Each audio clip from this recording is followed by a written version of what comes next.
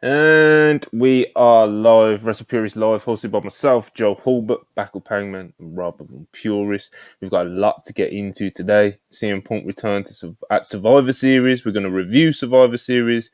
But first things first, please like, subscribe, send any super chats with any questions, any takes, any reactions, any of your review of Survivor Series. Turn on the post notifications. Hope everyone's doing good. Same with my fellow co-hosts. Rob, what's up, brother? What's up? Only here to talk about the premier wrestling promotion, not only in the United States, but around the world, globally. The worldwide leader in sports entertainment. We do big business around here. I don't know if y'all noticed. Almost the entire Allstate Arena was full, by the way. I can't say much for the Kia Forum, but that's they're here nor there. But I'm here to talk about not wrestling. I'm here to talk about sports entertainment. WWE fans are flying high at the moment, Joe Hulbert. Yeah, I think that was a wonderful open from Rob. The one thing I would say, Rob, you're not here for wrestling. You're not here for sports entertainment. You're here for cinema, brother. Right? That's what we do here at the World Wrestling Federation. I'm thrilled to be here. What an occasion that was. Seriously, my goodness, man. I've been lucky to see some things in my time. I'm going to read, but I'm thankful there was not a camera on me when the things went down that happened last Survivor Series because I was acting out. I was very unHulbert, quite frankly. So I'm here to talk about it all. And my goodness, wrestling and is. You managed to avoid all the spoilers. We talked about it yesterday on our reaction show. People were like, "Oh, there's no way Joe's going to avoid those spoilers." I was telling the people, Joe, they underestimate the Hulbert. I thought it was impossible, Joe. I thought it was impossible. I go completely off, and like I'm a sicko with it. Like I'll cut off contact with friends of mine that have any kind of interest in wrestling. And the funniest thing is, I'm sorry to jump in a bit quickly.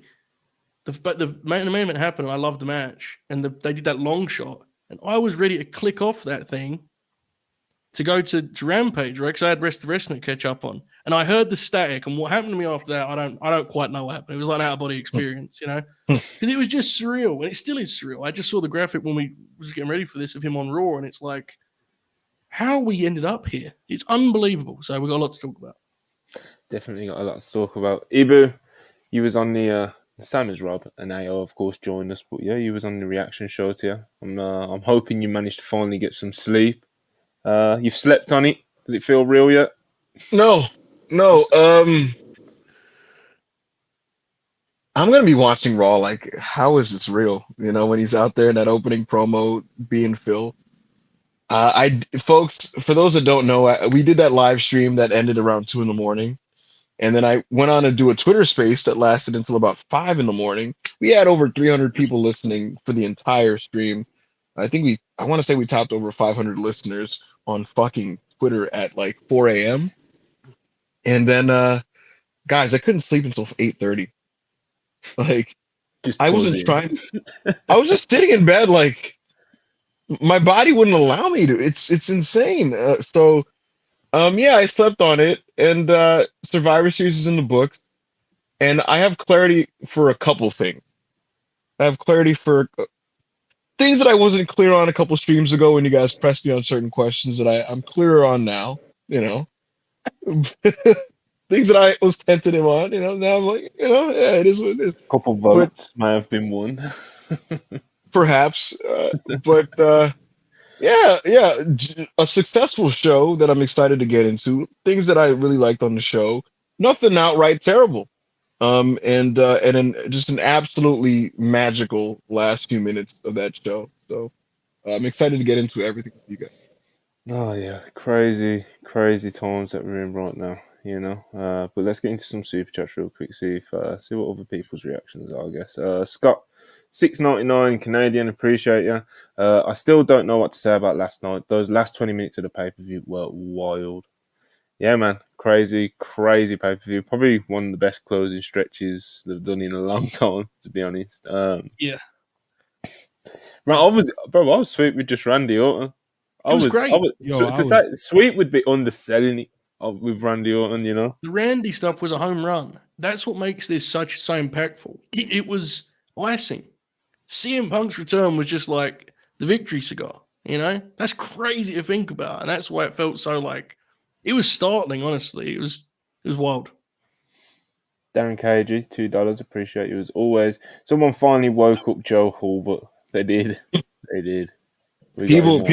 The people wanted you last night, Joe. This like I was just like, yo, where is Joe? Like, wake him You up. know, I really appreciate it, and I am slightly bummed I couldn't be, because there is something you said for experiencing everyone else's reactions, but at the same time, I actually think that was almost wilder. Like, it felt like I was the last man on earth to find out, you know. And when I turned my phone on, my phone was not thrilled with being off that long, bro. It was exploding with all sorts of bullshit. So, yeah, I'm glad I did it. I'm glad I did it the way I did.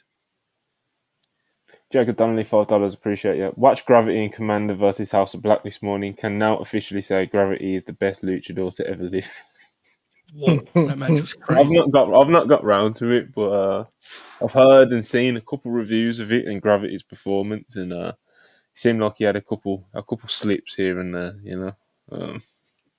Dave Meltzer went out of his way in the middle of a Survivor Series review to just inform people that there were many botches in Gravity's match, which is unhinged audio. I haven't seen the match personally. I will absolutely have it watched by tomorrow when we cover it on Russell Pierce Worldwide. Absolutely. I like that show. It's good. Yeah, it's pretty decent. It's decent. Hush 499, appreciate you. It's crazy was watching the reactions all morning, and Punk was off TV for 2 months, but you'd think he was away for 10 years, still buzzing right now. Listen, for a lot of fans, we spoke about it yesterday. Yep. For a lot of fans, he basically was away for 10 years. So, yeah, you know, it's a different thing, man. We covered it all week, right? That part of it. They're different things. For a lot of people, that was the moment that a lot of us experienced the first time. For some of us, we just doubled up and got 2 of them. It was.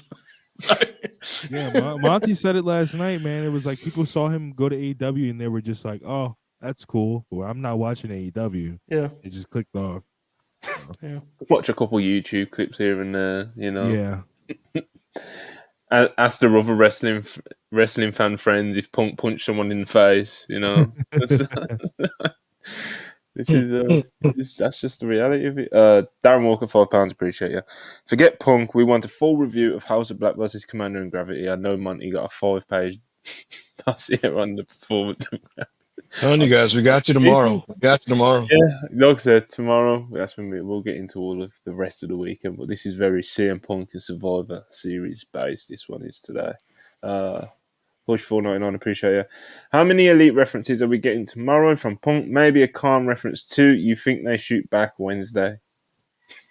What can they shoot back? I'm convinced that this is going to be like a gradual thing. Like Punk will start with like references. You know, he'll be like, the Usos will be in the ring. He'll be like, good to finally be in the ring with 2 brothers that throw super kicks and actually draw some money. And he'll look at the crowd and no one will know what the fuck he's talking about. And then by like January, he'll just go, fuck the Young Bucks, and slam the mic down and run away. I'm pretty sure this is where we're headed. You know, I don't think the reference is going to start off being really cute with it. And then like he's going to be like, you know, I hear a lot of people fear me, and the people are going to be like, oh my God. Yeah, I'll tell you what. His return promo, I'm like 90% sure there's going to be some type of veiled shot at AEW. It will be, yeah. Yeah, he's going to say something. He's going to call WWE the big leagues. He's going to... I'm back in the big leagues. A real promotion. He is going to say something like, he says, like, this is, you remember how in this Collision promo, he said, this is a professional wrestling business, right? Here he'll be like, and this is a place where business is booming. He might even make a comment about like, I'm seeing buildings that are full again, folks. People in the States. Like he might go insane. I think a lot of that is going to be kind of, I don't know if he's going to say it, but when he does jobs and stuff, I think he's going to really take pride in that part of it. Like he'll do jobs through the lens of like, I'm showing them, you know, look at me doing business like a pro. Because that dude's fueled by spite. I mean, let's be honest. I'm not breaking any news with that. I was going to say like, bro, it was Andy Murray who said like, this entire run from Punk and the motivation is absolute spite. Like it's just absolute venomous spite, you know, just going to here, you know, where he feels he's working with adults and showing them. So, yeah. The best kind of fuel for CM Punk. Hush 199, appreciate it. Also, what were the AEW locker room reactions? I'll have a better handle on this tomorrow. They're still trickling in. Some people have laughed. Very varied. Yeah, some people have laughed. Some people are pumping their fists and think it kind of rules. A few of them. Cried. Some people have cried. Some people feel. Some people wish they were with him, and some people think he's a piece of shit that could go fuck himself. Beast. Alex Diaz, 1999. No, 1990. Excuse me. For $4.99. Appreciate you. My theory is Triple H really wanted Ospreay, but after him signing early with AEW, this accelerated CM Punk's talks fast. Also, expect Goldberg to AEW now, lol. That'd be very Now funny. We're eating good all round, you know? I'm about to say, like, you think this is bad for us? We like both. So, well. Hey, man. Pull the trigger, Tony. Glory days, brother. The Punk Goldberg 1-2 punch. What a Christmas it's going to be, fellas. Tony Khan saying a new era's begun, and that Scrummy's like the Bill Goldberg era. Holiday season, baby. The Who's Next era has begun. The Who's Next era. Oh my god. Oh my god. Joe, you probably don't remember this. Just an absolute, just unhinged line in a promo John Cena once said. I don't know if you guys remember this in 2016 when like they were doing all those new NXT call-ups and stuff, and they redid the brand split. They were calling it the new era, right? And John Cena was like, "This ain't the new era. It's the my time is now era." Yeah. Which is just vile. He's cooking. He's talking his shit. I can't cap. Oh man, do you think we'll get like a big Tony Khan reaction in the sense of like, do you think he'll like hot shot something? Do you think? I don't actually. Maybe. When I say reaction, I don't think he's gonna like go on the air and say "fuck CM Punk." I mean, as in like, do you think he's gonna hot shot something? Do you think he's gonna do something like the last Super Chat said and just bring in Goldberg in 2 weeks? Like, how do you think Tony Khan's gonna play it? I think Punk is such an obviously huge deal, and it's one that he actively knows the reach of because he saw it himself. I think it's one of those ones where you just take a step back and try and figure out what your next move is beyond this response. You know, I think it's the kind of, there's no responding, right? I mean, it is what it is. You wanted to move, the Punk thing ended and you moved on. And when you moved on, you had to know in the back of your mind, because we all did as fans, he's probably going to be going back to WWE. I think we all immediately responded with that. So I think it's more of a long-term thing, honestly. I kind of hope so. I think trying to respond like overnight is just, fool's errand. You're not going to get anything done like that. Yeah, I agree. You don't think he's going to bring him out Wednesday? Well, I will say Monty's pitch of him saying "fuck CM," I mean, that's not bad either. Eddie Kingston starts with like just a cold open of Eddie Kingston, and by the way, fuck CM Punk, Dynamite,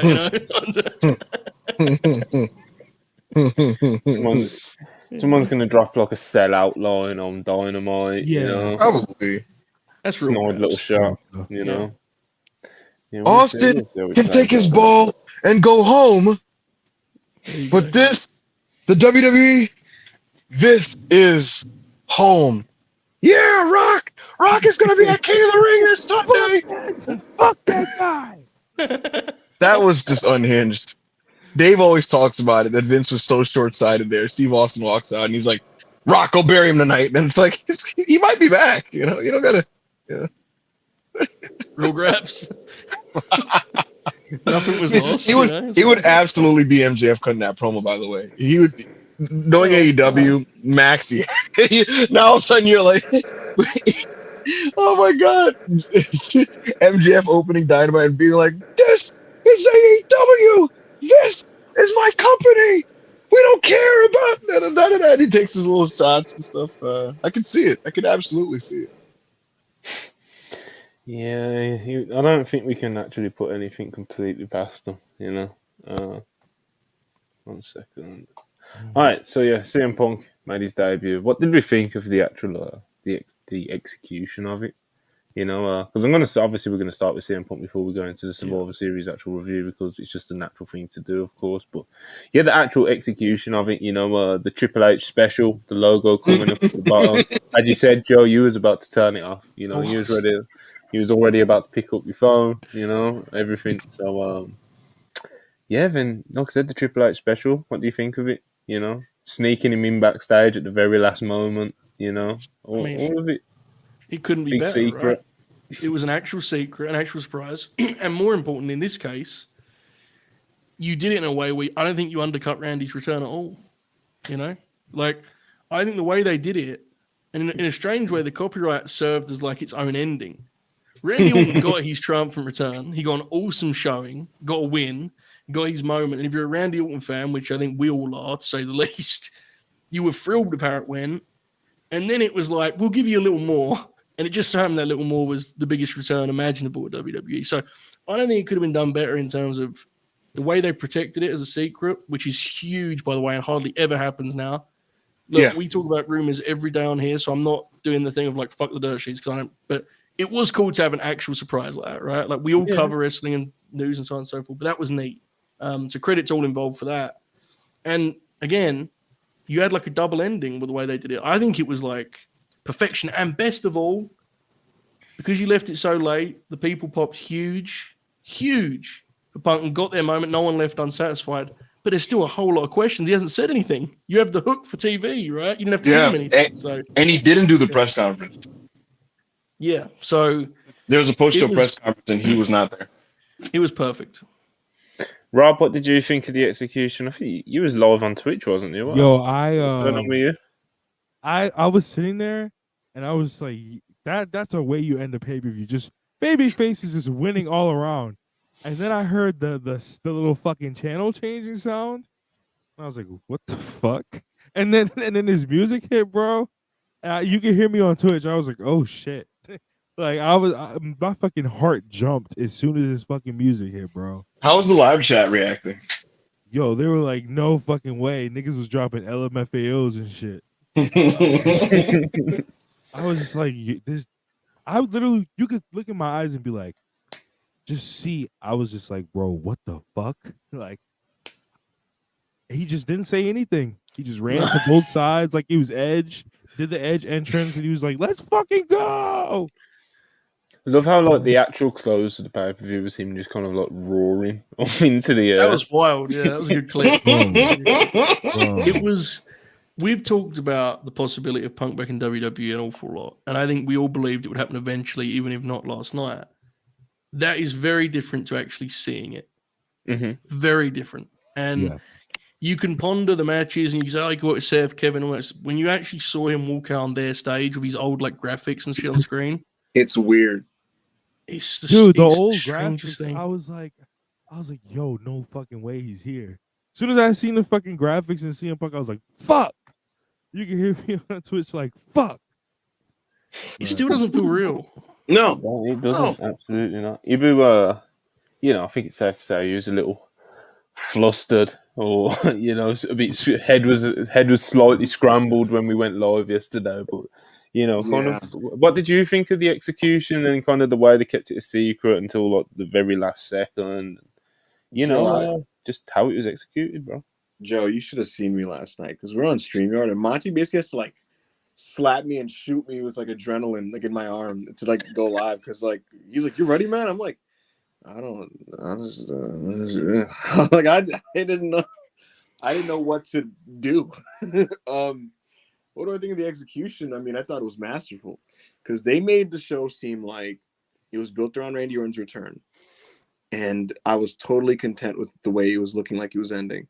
And I also felt like it was a mature crowd because there would be some CM Punk chants, right? But like it felt like the informed fan would kind of boo and chant Randy Orton to counter by going, Punk's not here.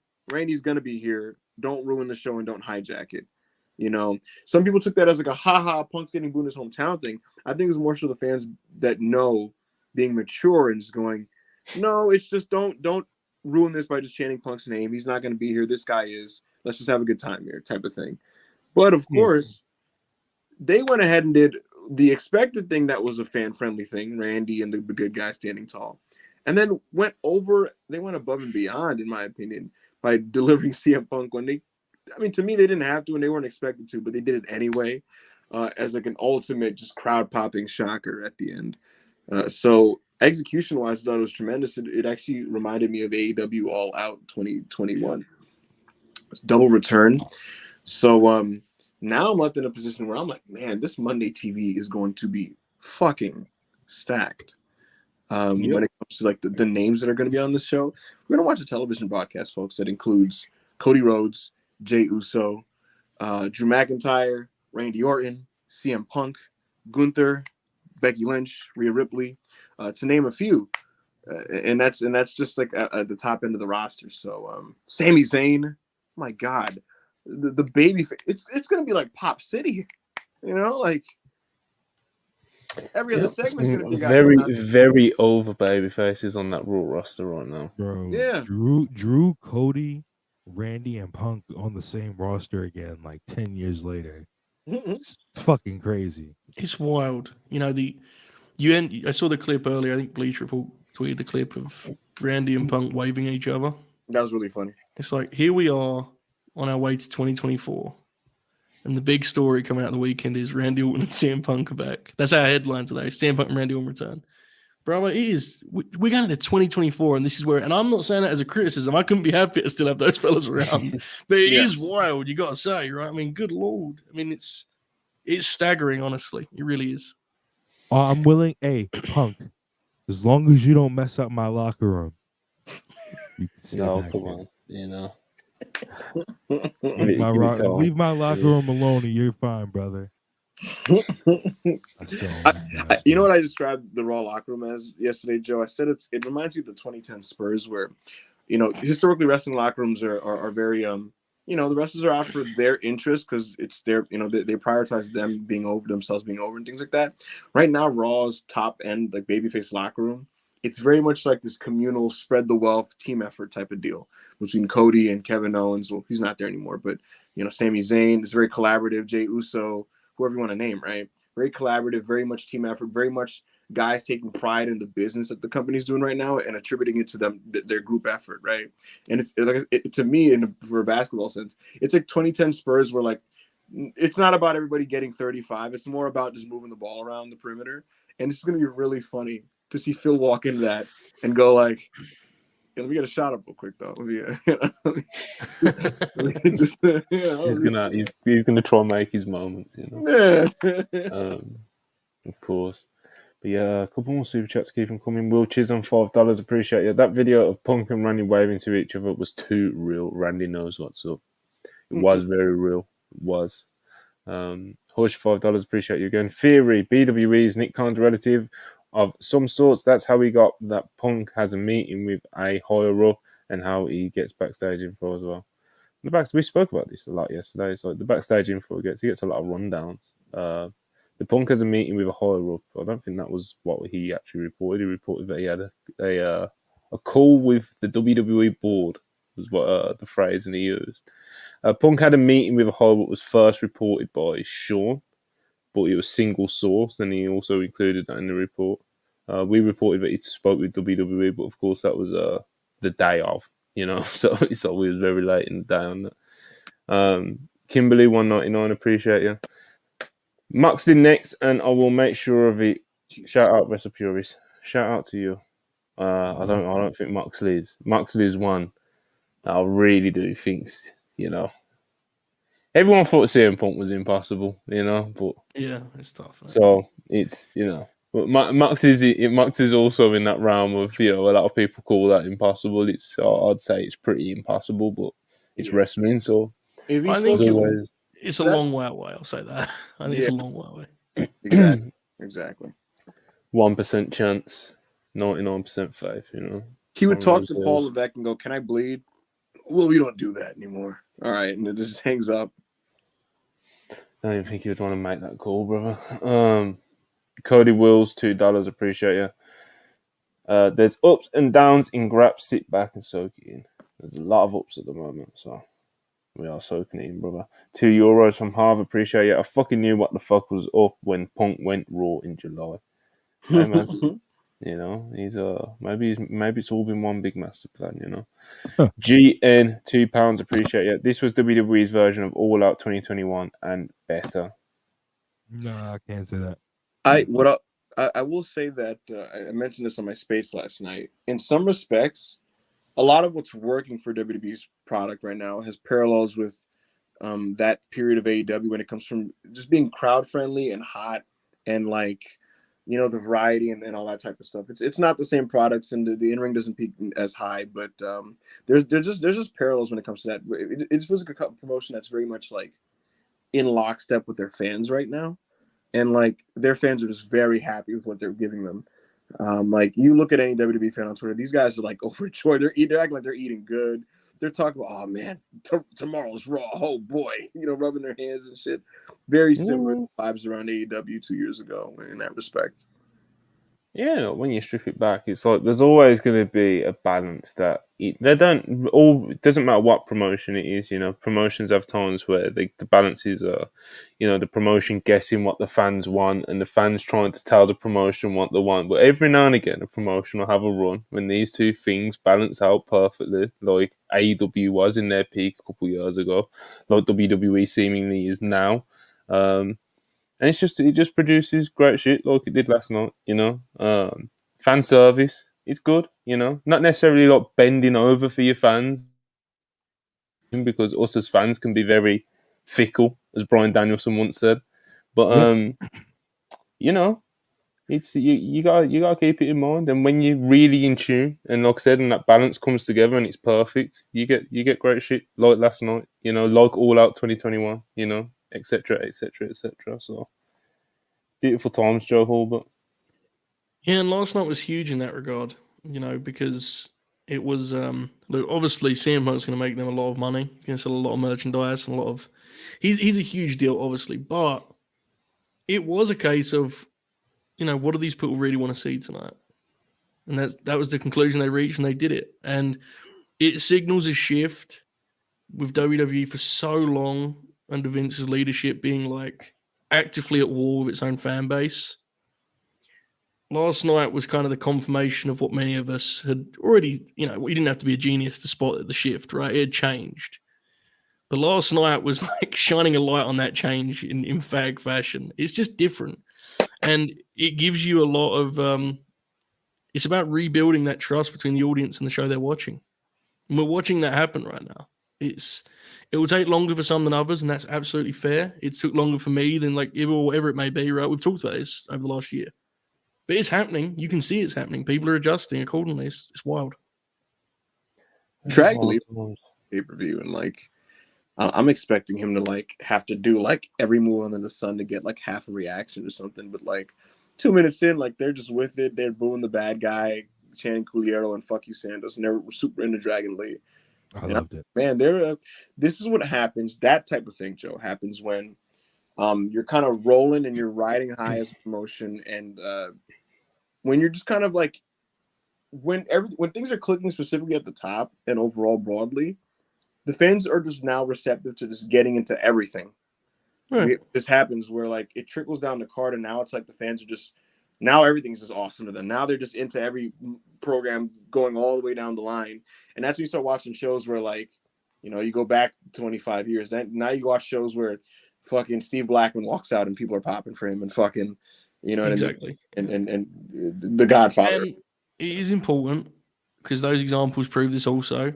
None of these things don't last forever, right? And it's important to note that. And that's why it's also important to enjoy them, have fun with it. Because it is cool, man. It's kind of jarring. Like, even if you look at wrestling when we've been around, look how much wrestling the landscape has changed in the time this site has been around, like how wild is that to think about? So yeah, ride that wave and have fun with it because it's a blast. It's good times. Mm-hmm. So Jizzle 199, appreciate you as always. Punk versus Dom is my law-filled dream match. Cinema. That could be something, brother. Did you guys see him post a video of Mickey Gall beating up Phil? I did. I think they could actually make some magic together. Yeah, genuinely. I think the promo segment would be. Yeah. Will Chisholm, $5, appreciate you. How mad was Vince seeing Punk walk through again now that we know he had nothing to do with it? And Triple H and Nick Khan are the two-man power trip. Vince McMahon is dead. No, come on, man. You can't just say stuff like that, bro. Like he's like, I no. mean, he's very old. He didn't Triple H, look like he was in great shape last time we saw him on camera. Triple H was talking about him in the complete past tense in the scrum. It was like so funny. He's just, I mean, just building on what Vince here with us. The Triple H impression is so unfortunate because it's like I can't watch a clip of him talking anymore without popping. Like, it just feels like a World War, you know. People have been tagging me on the scrum videos like, you ruined this for me. Like him, people ask him about the Joshis, and he's like, we want everybody around the world that's good. we everybody that has fun with what we do. What we do, we want you. And it's just like, all right, man. If you buy it, we do. What we do is just different around here. Not many people can follow it. Darren Cage, you $5, appreciate it. Survivor Series 2023 is to Triple H's WWE is All Out 2021 was to AEW. A lot of that today. Mr. Heng, $1.99, appreciate you. The 2024 downloadable content returned. 2K24 downloadable content returned. I'm not a 2K guy. That's It's going to be it'll be the he's in. pre-order bonus, I think, Rob. I don't know. What do you reckon? I think he'll be in. I don't know when the scanning. If somebody could, if you know that in the chat, I don't know when the scanning deadline. Also, it's Punk, bro. So like you would like make it happen. Like even if you're not doing the scanning anymore, like you'd make it happen for him. You know. I think the pre-order is gonna be the Fiend or something for Bray. Maybe, yeah. I could just see like Cult of Personality edition or whatever. Wasn't that something that was going around? But this year it'll be like very like Bray. Like there'll be a lot of like cool stuff with Bray. You know. Obviously, either way, that will also be weird. Like seeing Punk on that character screen will just be. Again, folks, this is going to be really strange. Yes, Joe, we broached this yesterday, but like, what if like Mercedes went back next? Like, what, like? Yeah, I mean, well, Hakata, I think Hakata Police. $1.99, appreciate it. If Punk can still do the CFFC MMA commentary, he won. I wouldn't write it off completely. I guess we can try and find out. The thing is, CFFC is really just CM Punk doing a podcast every time while like C-list MMA happens in front of him. It's like him hanging out at a bar, you know, with a couple of pals, you know. Like, y'all ready for that first after the bell interview? Oh my god! Oh no, that might be a step too far for me. The bump. Hey, big bro, I'm sorry, big bro. I was just mad because you didn't talk to me, big bro. It was an accident. CM Punk on the bump doing one of their shitty like just games or whatever. And it's like, hey Punk, in or out? And it's like Randy Savage or The Miz, and he's like, no, that Punk. This is awesome episode. What is this? Is awesome, Rob? We're not getting list WWE social media content that I have no. Listen, brother, the network has many gems. There is going to be a very funny Peacock documentary. I can tell you that much for sure. Comes on literally, it comes on literally after the pay-per-view. Yesterday about how like WWE's absolutely going to get documentary content out of Brawl Out. That's going to be like nasty, bro. This is what happens in the business. I mean, I heard about it. It didn't surprise me. You know? Imagine Michael Pierce Hayes as the talking head on that, talking about the boys fighting.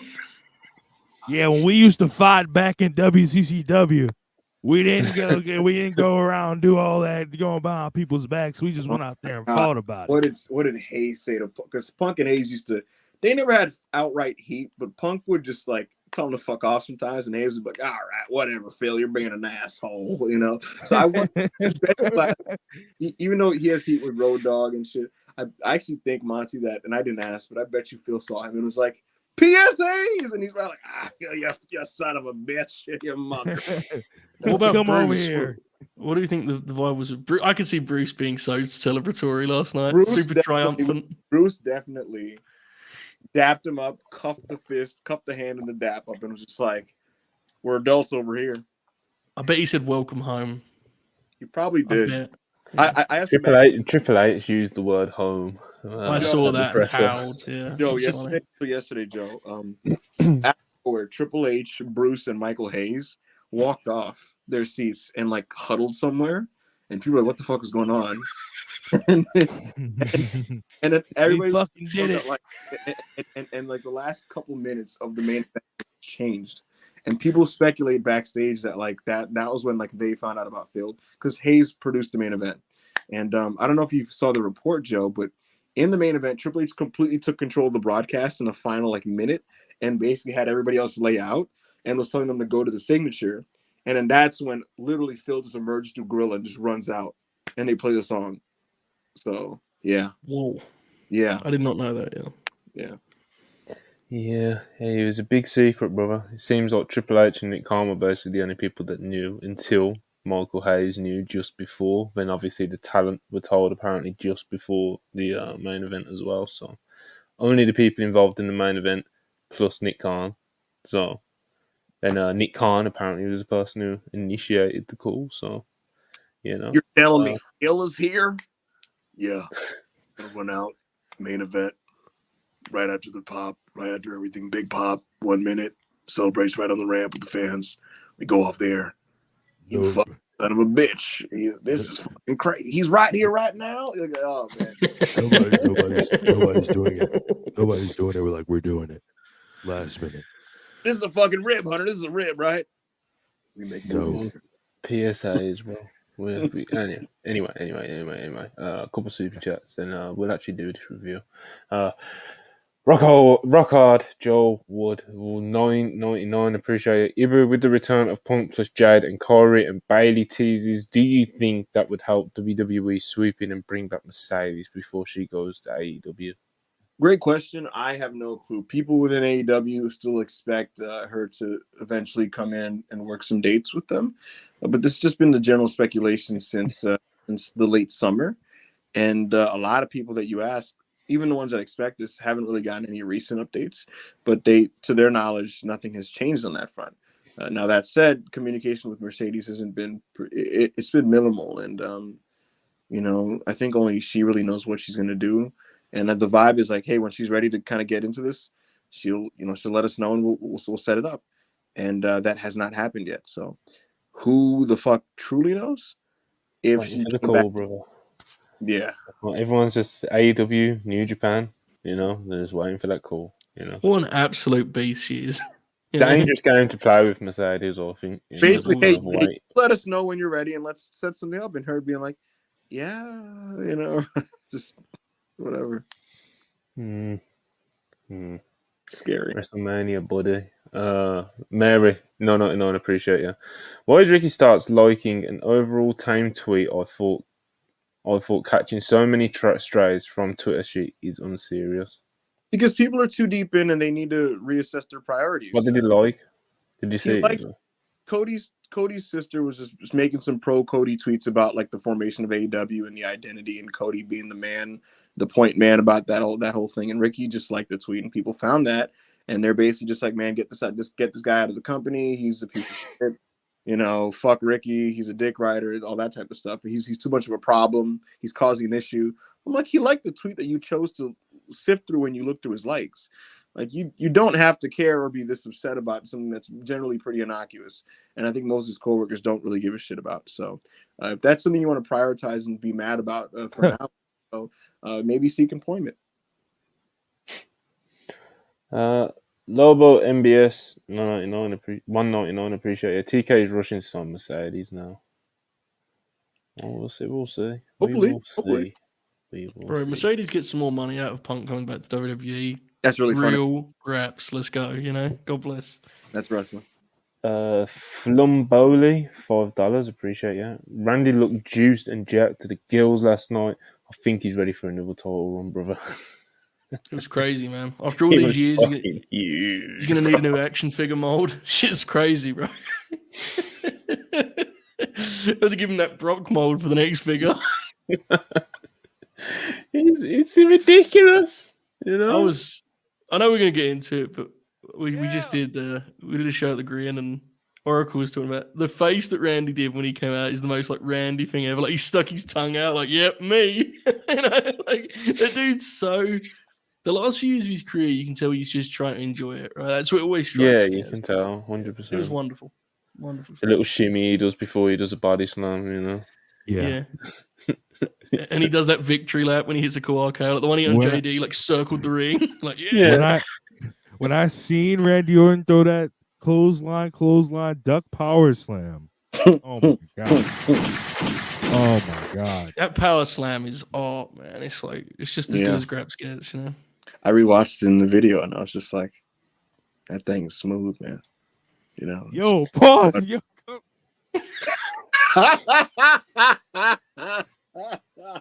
Let him talk. Hear him out. Yo, Yeah. Listen, Yo, Let come him on, learn. man. Let him learn. he was frighteningly Yo, he was just frighteningly big, you know. Like he came out, I'm like, yo, relax, bro. Like he looked like his chest hurt. Like he was about to I think all he had was those 5 minutes, you know. That's all we needed, brother. That's all we needed. That's all we needed. Pop. And Jean, $2. Appreciate you as always. That Broken School podcast gonna hit like crack, probably. Walk me through this. You're in Wembley. Jack Barrett comes out. Wham! Takes the big shot. Real glass. Takes the shot. You come in backstage. Wham! Tony Khan comes in. You're rushing him. You're out of the company. WWE comes calling. Survivor Series. You're out there. You know, and his Punk is just kind of like, you know how it is, Steve. You know, like it's gonna be a nasty conversation. Vinny May, I talked to Ibu in his space a bit about this, but I hope Jay and Sammy don't get lost in the shuffle come WrestleMania due to how stacked Raw is at the moment. Oh, Jay very has much so it. Jay has a Mania match already set up for himself. Yeah. Sami Zayn is one of the first names that comes up in every creative meeting when it comes to long-term storyboarding for what people do. So I think he'll also be okay. Yeah, they'll be fine, I think. Rock hard, Joel Wood, $4.99. Appreciate it again. Does anybody in the company want to out their contract? Does anybody in the company want out of their contract more than Andrade? No. You think? Well, there are people that would like to leave. And then there's Andrade who was willing to test it out by like saying, what if I punch Sammy? Would that work? You know? This is purely guesswork. I don't know. Malachi Black does not seem to be particularly enthused. no. I will answer the super chat with nobody tries harder to get out of their contract than Andrade, bro. There we go. Bro. He will continue to shoot, you know.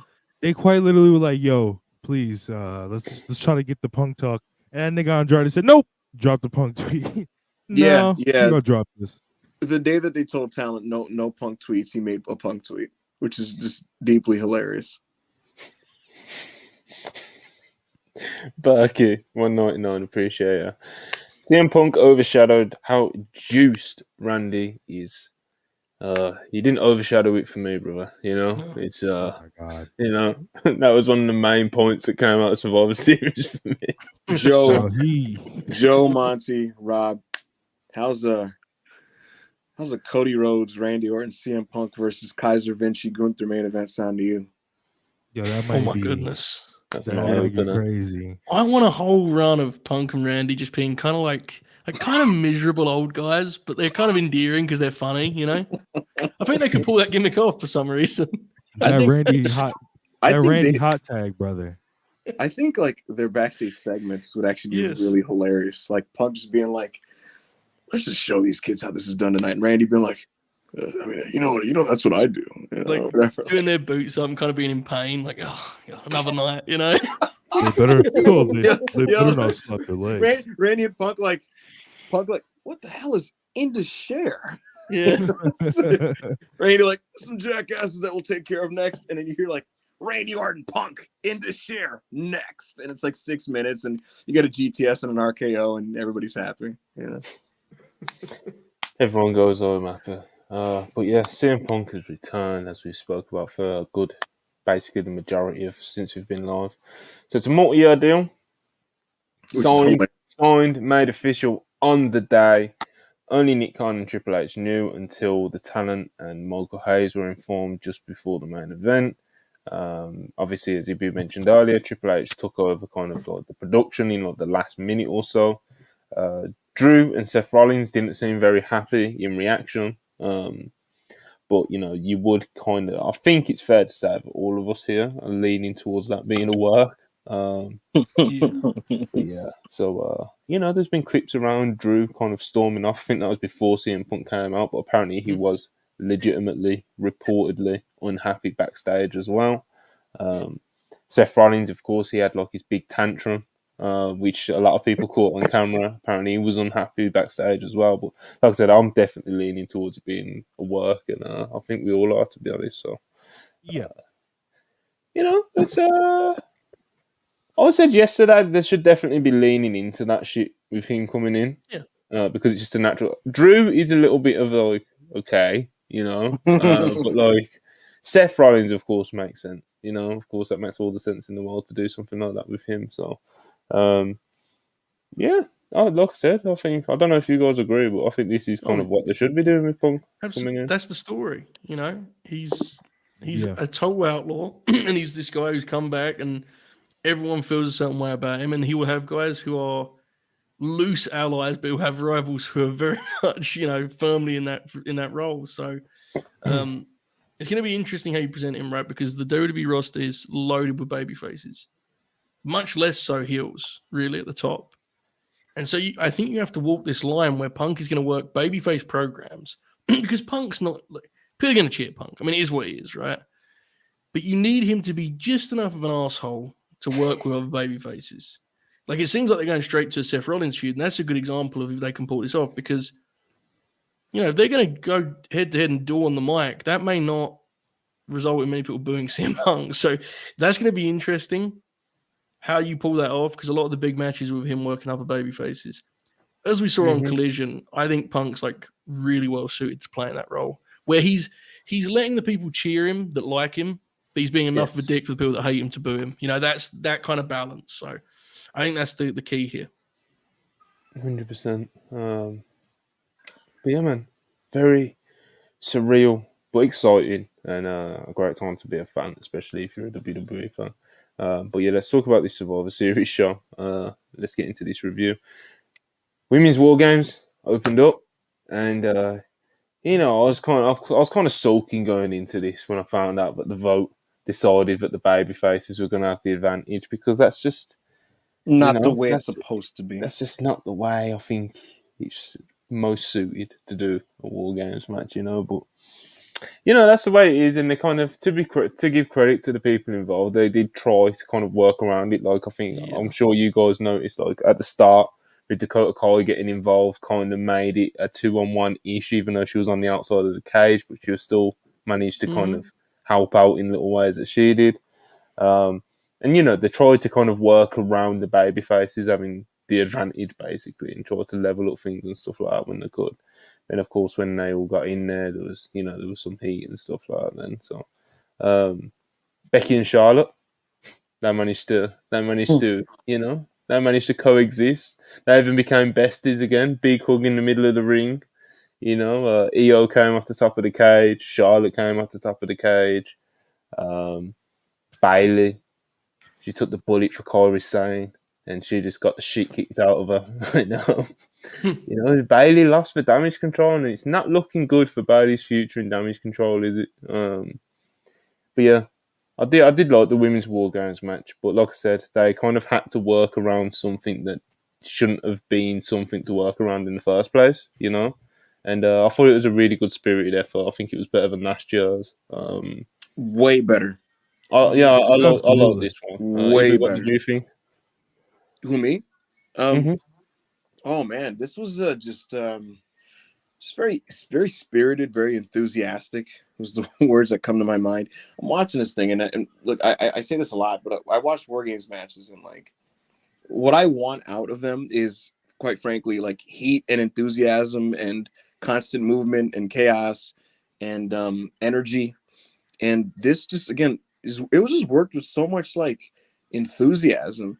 It felt like the Joshis coming in like we're having like almost too good a time. Like Kyrie and Io felt like they were having a blast in there. Like they had to stop themselves from like high-fiving each other and smiling or whatever. But like they're coming in and they're having a blast. And Becky's just Becky. She's a star. So things are going to have heat because it's Becky Lynch.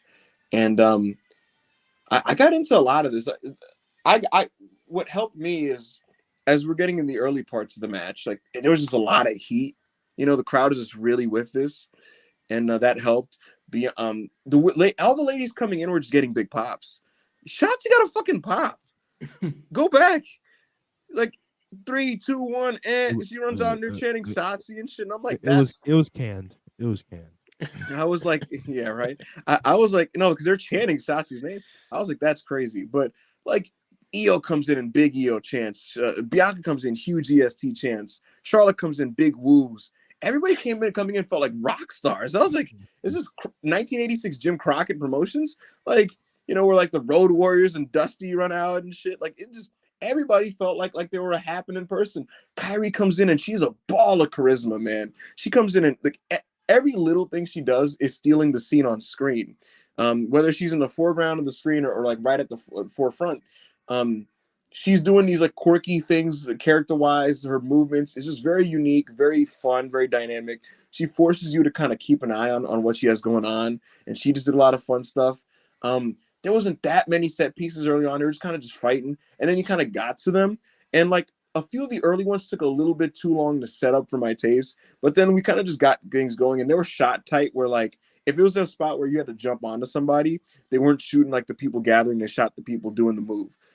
But yeah, I got really into this. I got really into just the Joshi combos. I got into Bianca just being a do-it-all superheroic stud.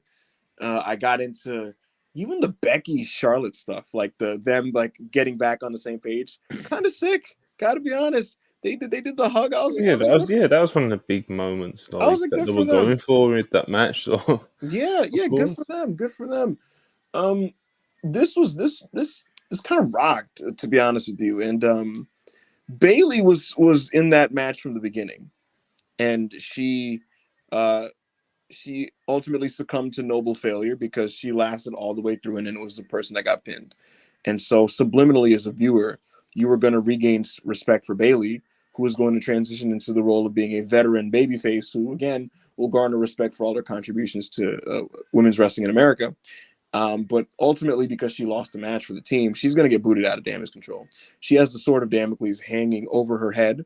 And as a viewer, you know that, and she's going to be very much in the Sami Zayn role from about a year ago, where you know that this group is going to just absolutely destroy her out of it, and it's going to be tough to witness. So that works from that respect, and I'm actually looking forward to the eventual babyface Bailey versus Io Sky match. I think babyface Bailey was one of the underrated things that Vince McMahon ruined and didn't understand, and if you think about it, Triple H, obviously, like we think about his like recent NXT projects, but his old NXT projects, Bailey, Kevin Owens, Sami Zayn.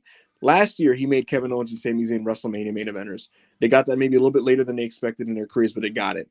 Maybe this is the year we really actually give Bailey her due credit and get her right in the form that we know her best existing in. So, yeah, thumbs up for the main event or for the opener. Hulbert, you a fan? You a fan of the women's War Games match this year?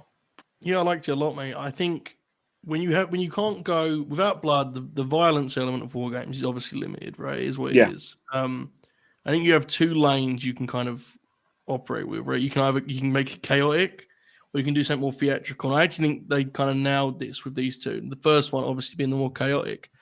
Conceptually, it's more of the same, right? There's a lot of stunts, there's a lot of weaponry, a lot of plunder. It's not like it changed the world in that regard. It was just executed miles better in terms of both agenting and the performers.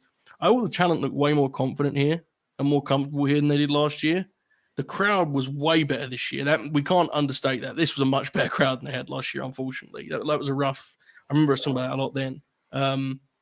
And also, Damage Control came into this with way more juice, right? They've been revamped with Asuka and Kyrie, so it was kind of positioned to succeed, I thought. And the talent went out there and killed it. I thought Io Sky was like superb in this match. Like to me, she stood out a mile among a sea of great performances, which is great considering she's the champ. So yeah, huge thumbs up. I would really, really hit. And it's easy to make that comparison with last year, and I thought it blew last year away. So really good stuff.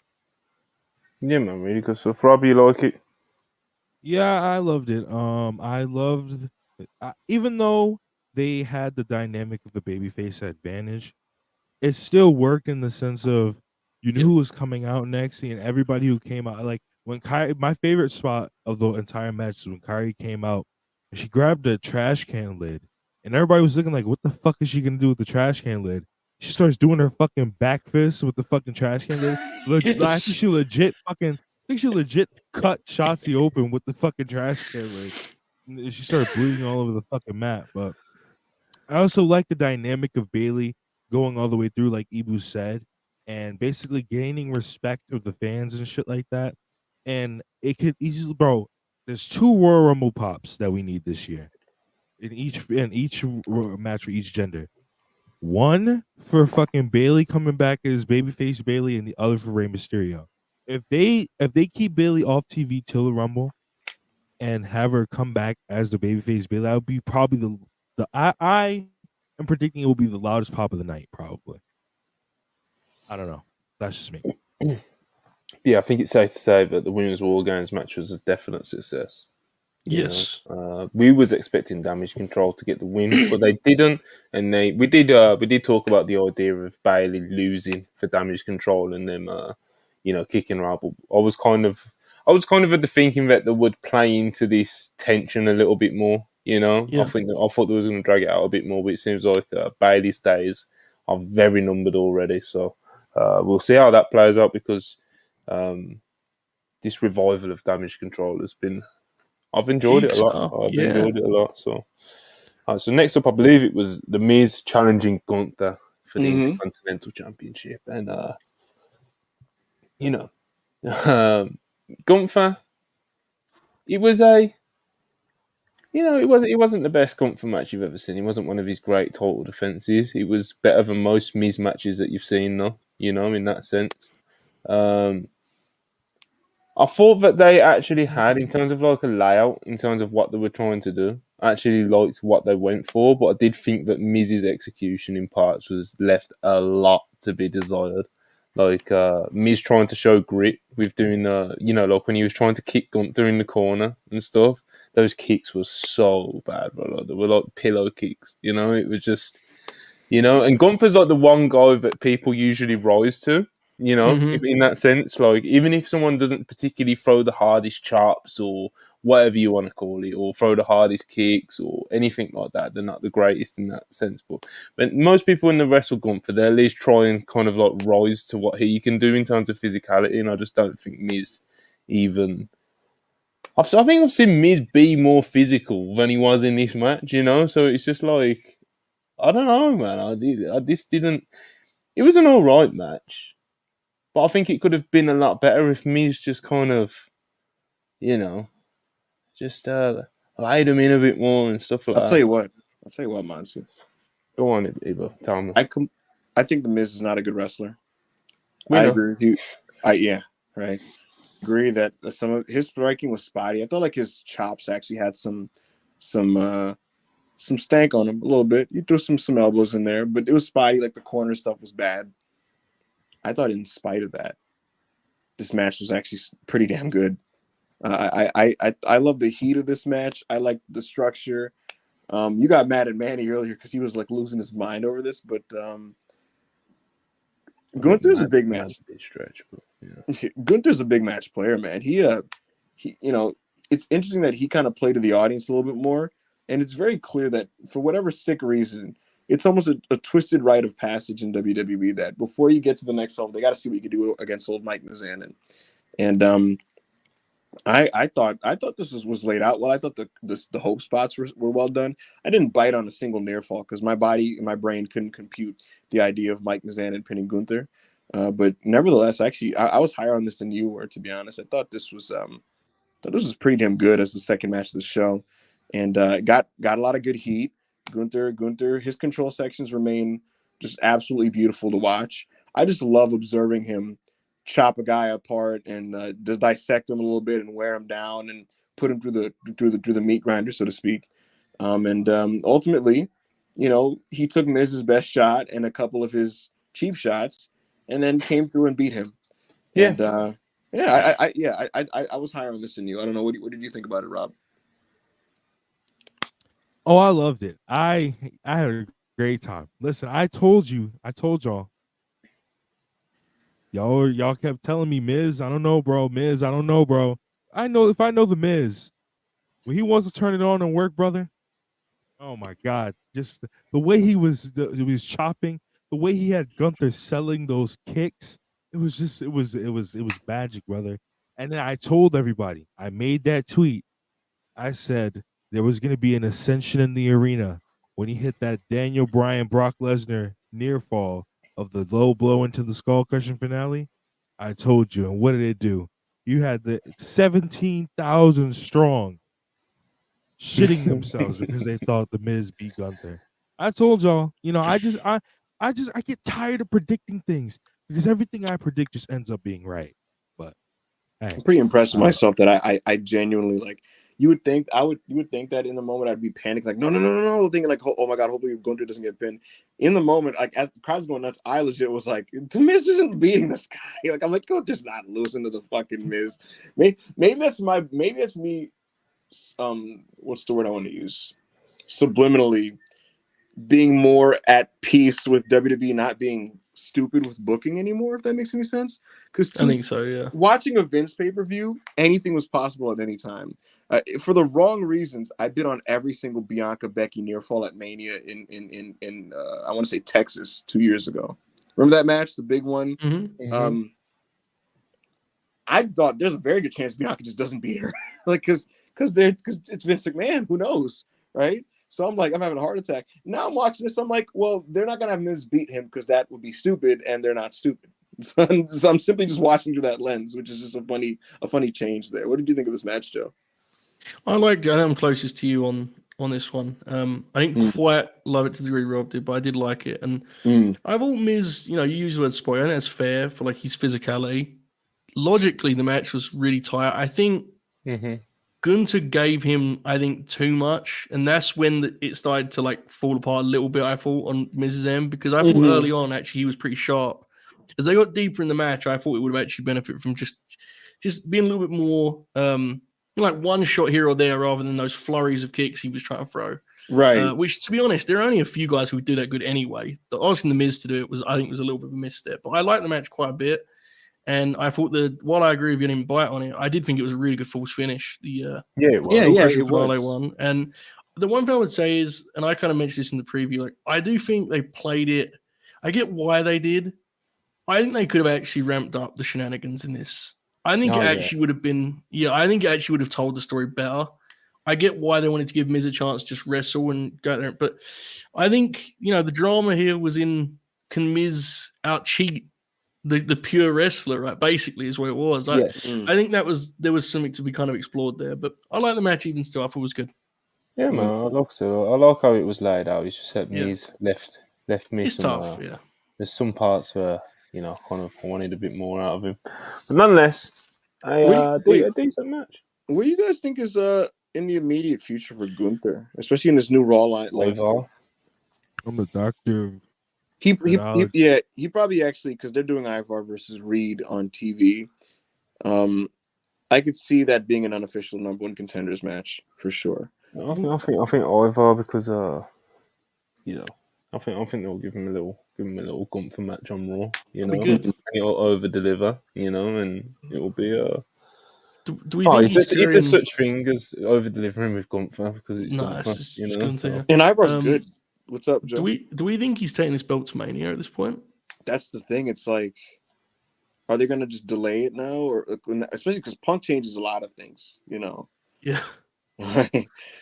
Does this mean because look, the loose plan was for Gable to fight Gunther at the Rumble, but that was before the creative was informed that CM Punk is now in WWE. I think Gunther and Seth is still the title match for Mania, for the world title.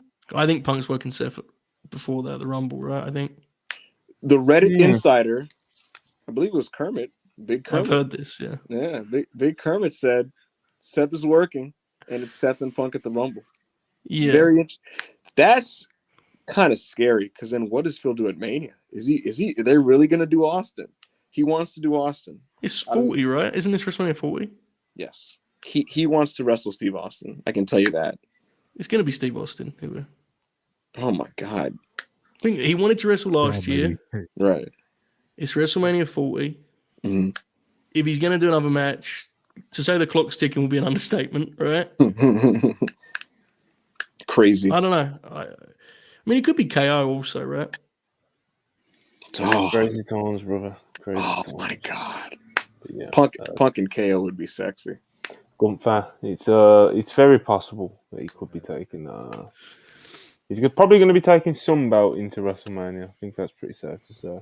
All right, so next up, Santos Escobar versus Yeah. Dragon Lee. Yeah. Dragon Lee stepping in for Carlito, who's taken out by Santos on Friday. Drop a And bomb on me, Rob. this was Santos. This is Pause. Santos' first big PLE performance. His first performance as a heel. Absolutely.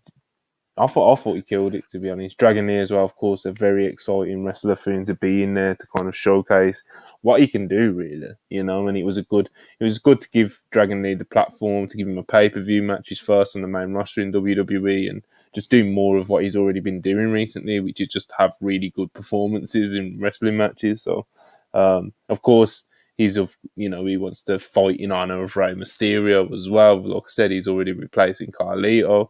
And Dragon Lee's just really great, really exciting. Crowd gets behind him very easily. The crowd really hated Santos as well. I thought like I said, his performance as a heel was brilliant, I thought. And the match was only 8-9 minutes or something. Yeah. And I thought for the time they had, I thought they achieved quite a lot here, to be honest. I thought this was what we call good business. Rob, you're very fired up about this. This Yes, Lucha match in the Survivor Series, so talk to the people. I loved it. I thought it was like, see, people were like, why?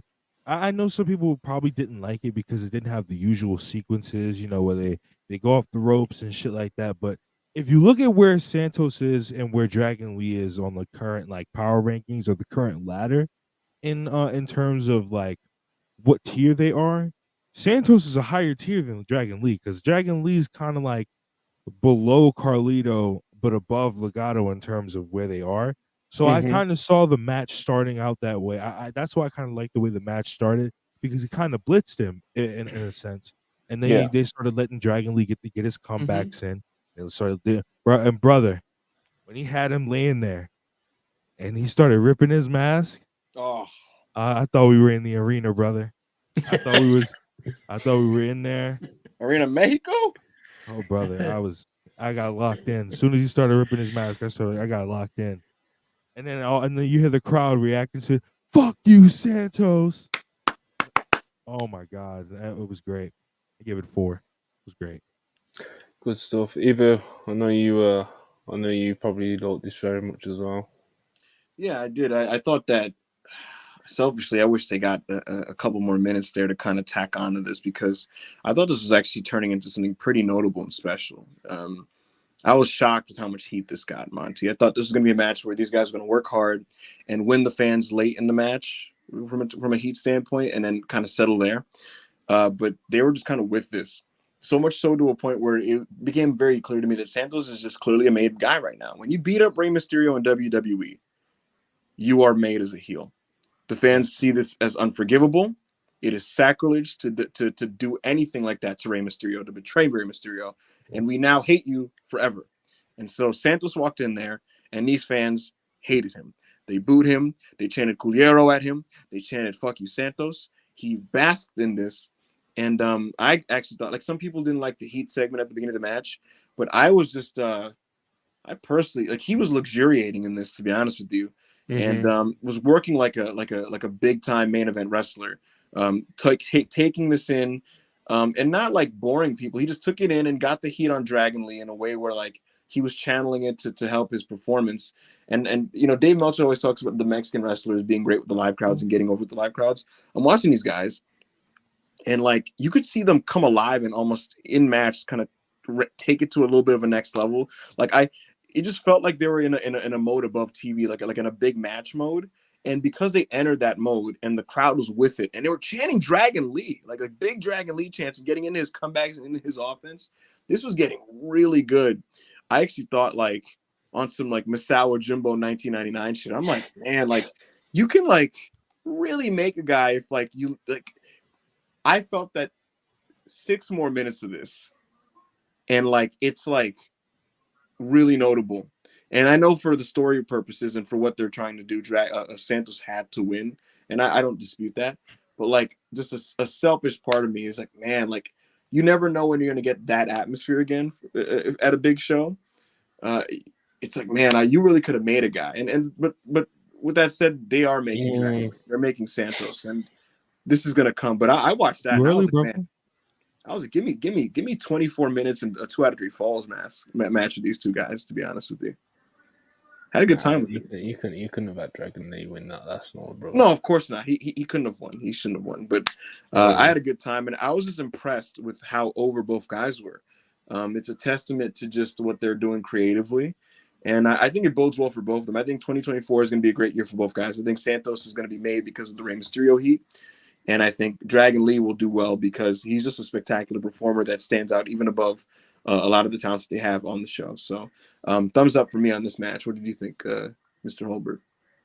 Yeah, it was a nice match. I feel I do feel I should rewatch it because it seems like you and Rob enjoyed it more than I did. And I do wonder if I want to circle back to. I did like it though, and I think the main thing is you both mentioned, and one of you said it too, like it was encouraging more than anything else as to where these guys are at. Escobar in particular as a heel. It feels like him and Ray, it could be like an actual big time match at WrestleMania, which is awesome.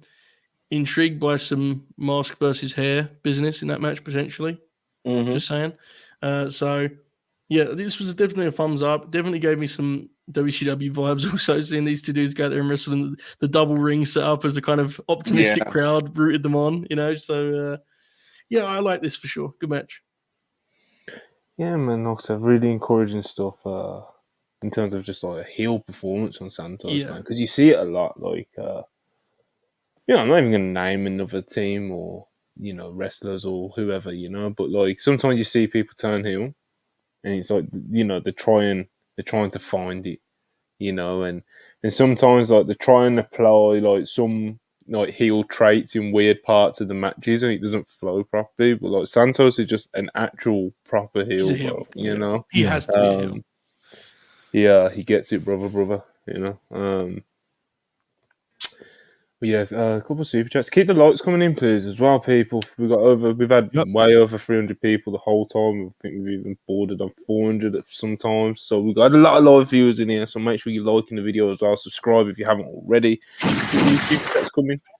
And Rob will keep hitting that soundboard. Will Chisholm, $5. Appreciate you. I love how pro punk Zelina Vega is. So we know her husband feels that way with that name drop. Well, we knew Malachi felt that way anyway, bro. We don't need Zelina Vega to tell us, Yeah, man. What can we say about Malachi Black? It's just one of those things. Of course, he's a fan of CM Punk. Sir Jizzle, 199. Appreciate you. This version of Babyface Bailey is 2000 Y2J. What do you guys think of that comparison? I don't understand the comparison. I'm not following. I don't understand the comparison. To pass the ball on that one. Yeah, I don't understand that one.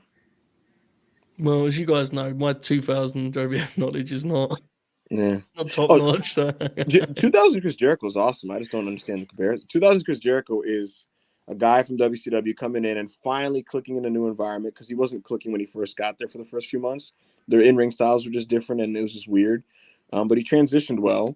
He got over big. He got pushed at an upper mid-card level, had a great title program with Chris Benoit, mixed it in with Triple H a little bit, and then closed the year out just, happily in that upper mid-card spot. But I don't see how Bailey correlates to that. Chris Jericho, when he came over, was 29 years old, and Bailey is a veteran who's, so I don't really get that. Oh my God, you gave the whole scouting report there, bro. That was pretty wild. Yeah, I'm a professional. I've noticed. Yeah. All right, next up, Rhea Ripley successfully defends the Women's World title versus Zoe Stark. Rhea was really over with these, so this kind of made it hard for Zoe from the get-go. because she's not someone who just like instantly connects with crowds, So when you're in there with a heel who is also as over as Rhea is, it's always going to be a struggle, But it wasn't like a bad match or anything. It was just you just didn't. I don't know. Yeah. But what do you reckon, mate?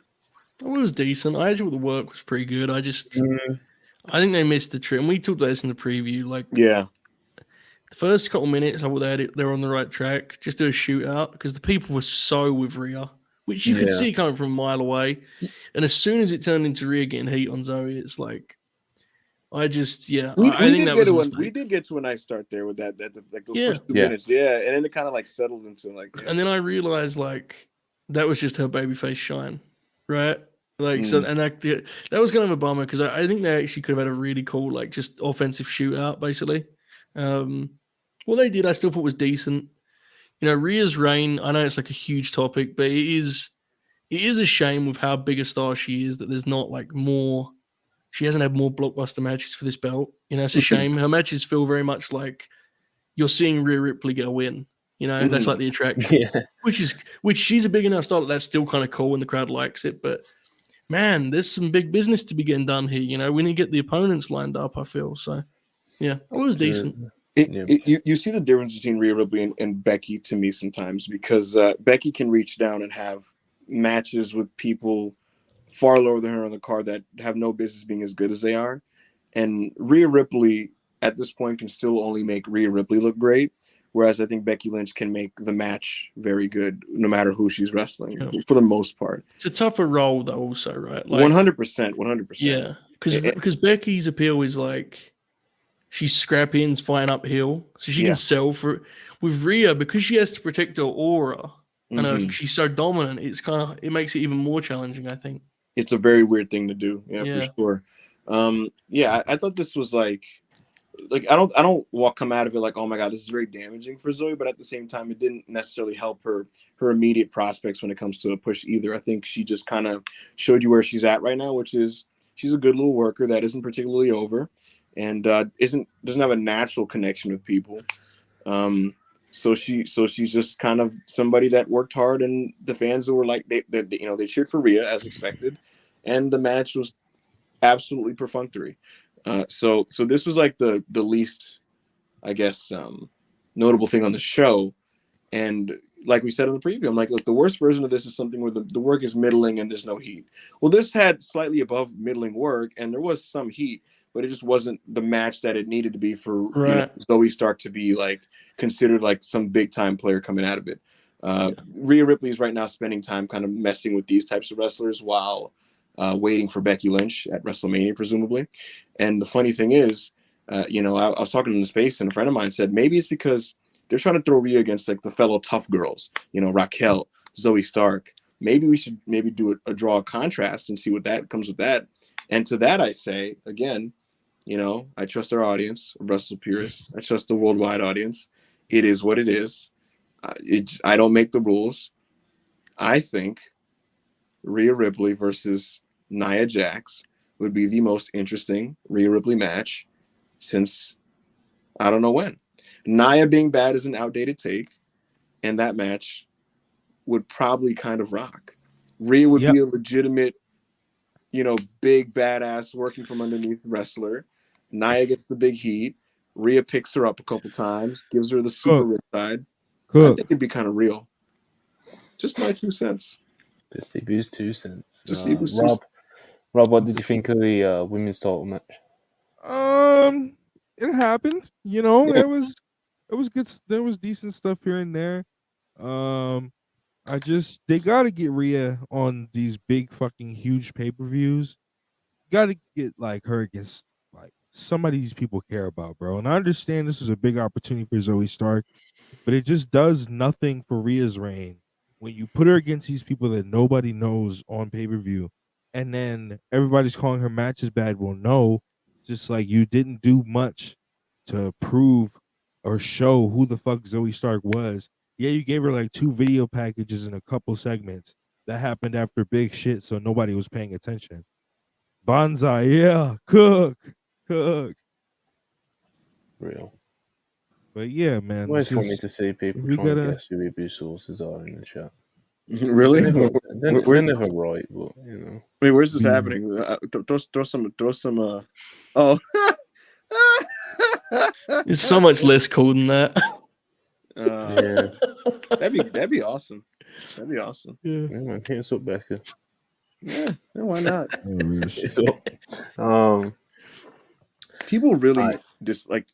Bro, it's funny because it's like, you know, it's like it's not like all of your sources are sources of people who, you know, fucking are like really low key or whatever. But it's like the people that people guess in the live chat or on Twitter are like 99% of the time wrong. You know, it's just You know I what don't pops know. me whenever I save sources close to Punk, people assume people think I get all my Punk information from Dax, and that's just really funny. Poor Dax gets that shit every time. Yeah, Every single time. anything like- like that's always Dax's fault. Apparently, Like which, Dax is I'm running sure it every rarely stream, is. stooging off Phil information. Like what Punk's actually known as this, you know. And I would say like people are accurate about that with Dax maybe like 15% of the time. Yeah. It's not like if someone did guess, we'd be like, yeah, that's who we talked to, because obviously that's not No. what you do. You protect your sources. But at the same time, if someone's wrong, we will just point it out, you know. Yeah. So if we ever get quiet, then I guess maybe look at that, you know. But Bruce Pritchard. Oh my Bruce God. Pritchard, Brucey, you Oh know, my God. ring him up every Sunday. Like, what's the When we get news, done with Brucey? Worldwide, when we get done with Worldwide, he hops in the studio live from Raw. Mhm. Gives us a rundown. Good shit. All right, main event time. Men's War Games, and this time the heels did have the advantage. You know, he had Drew McIntyre. He was, you know, he decided to team for one night only with the Judgment Day to get Jey Uso in a cage, and that he did. And I really like this. This is like, you know, probably my favorite, probably my favorite WWE NXT version of War Games that I've seen so far. Yeah, probably. It just Big just Randy. it just The clicked from Yeet the, punch. you know. It had good heat. The baby face shines and hot tags when they'd get in. You had Randy Orton returning. You know, Seth got put through a table. You know, Jay Uso Yeet punches. You know. yeah, it's just just heat, brother. Yeah. Ole chants when Sammy's in there. You know. You know, people enter one by one. You know, heel, babyface, heel, babyface, heel, babyface.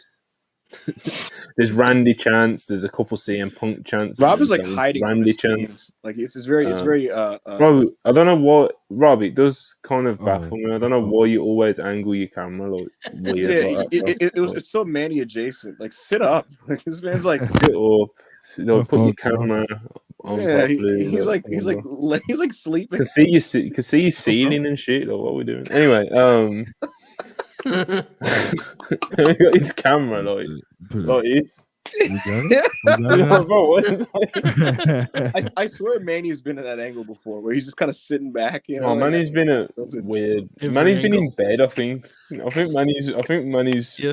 Manny's drove whilst on the podcast. Yep. Yeah, Manny's done it all, people. Yeah, I can't wait to do the fucking watch alongs with Manny, bro. that sounds unhinged. Fucking He's, Raw and SmackDown watch. He's a beast, brother. I don't believe yeah, this. men's War Games.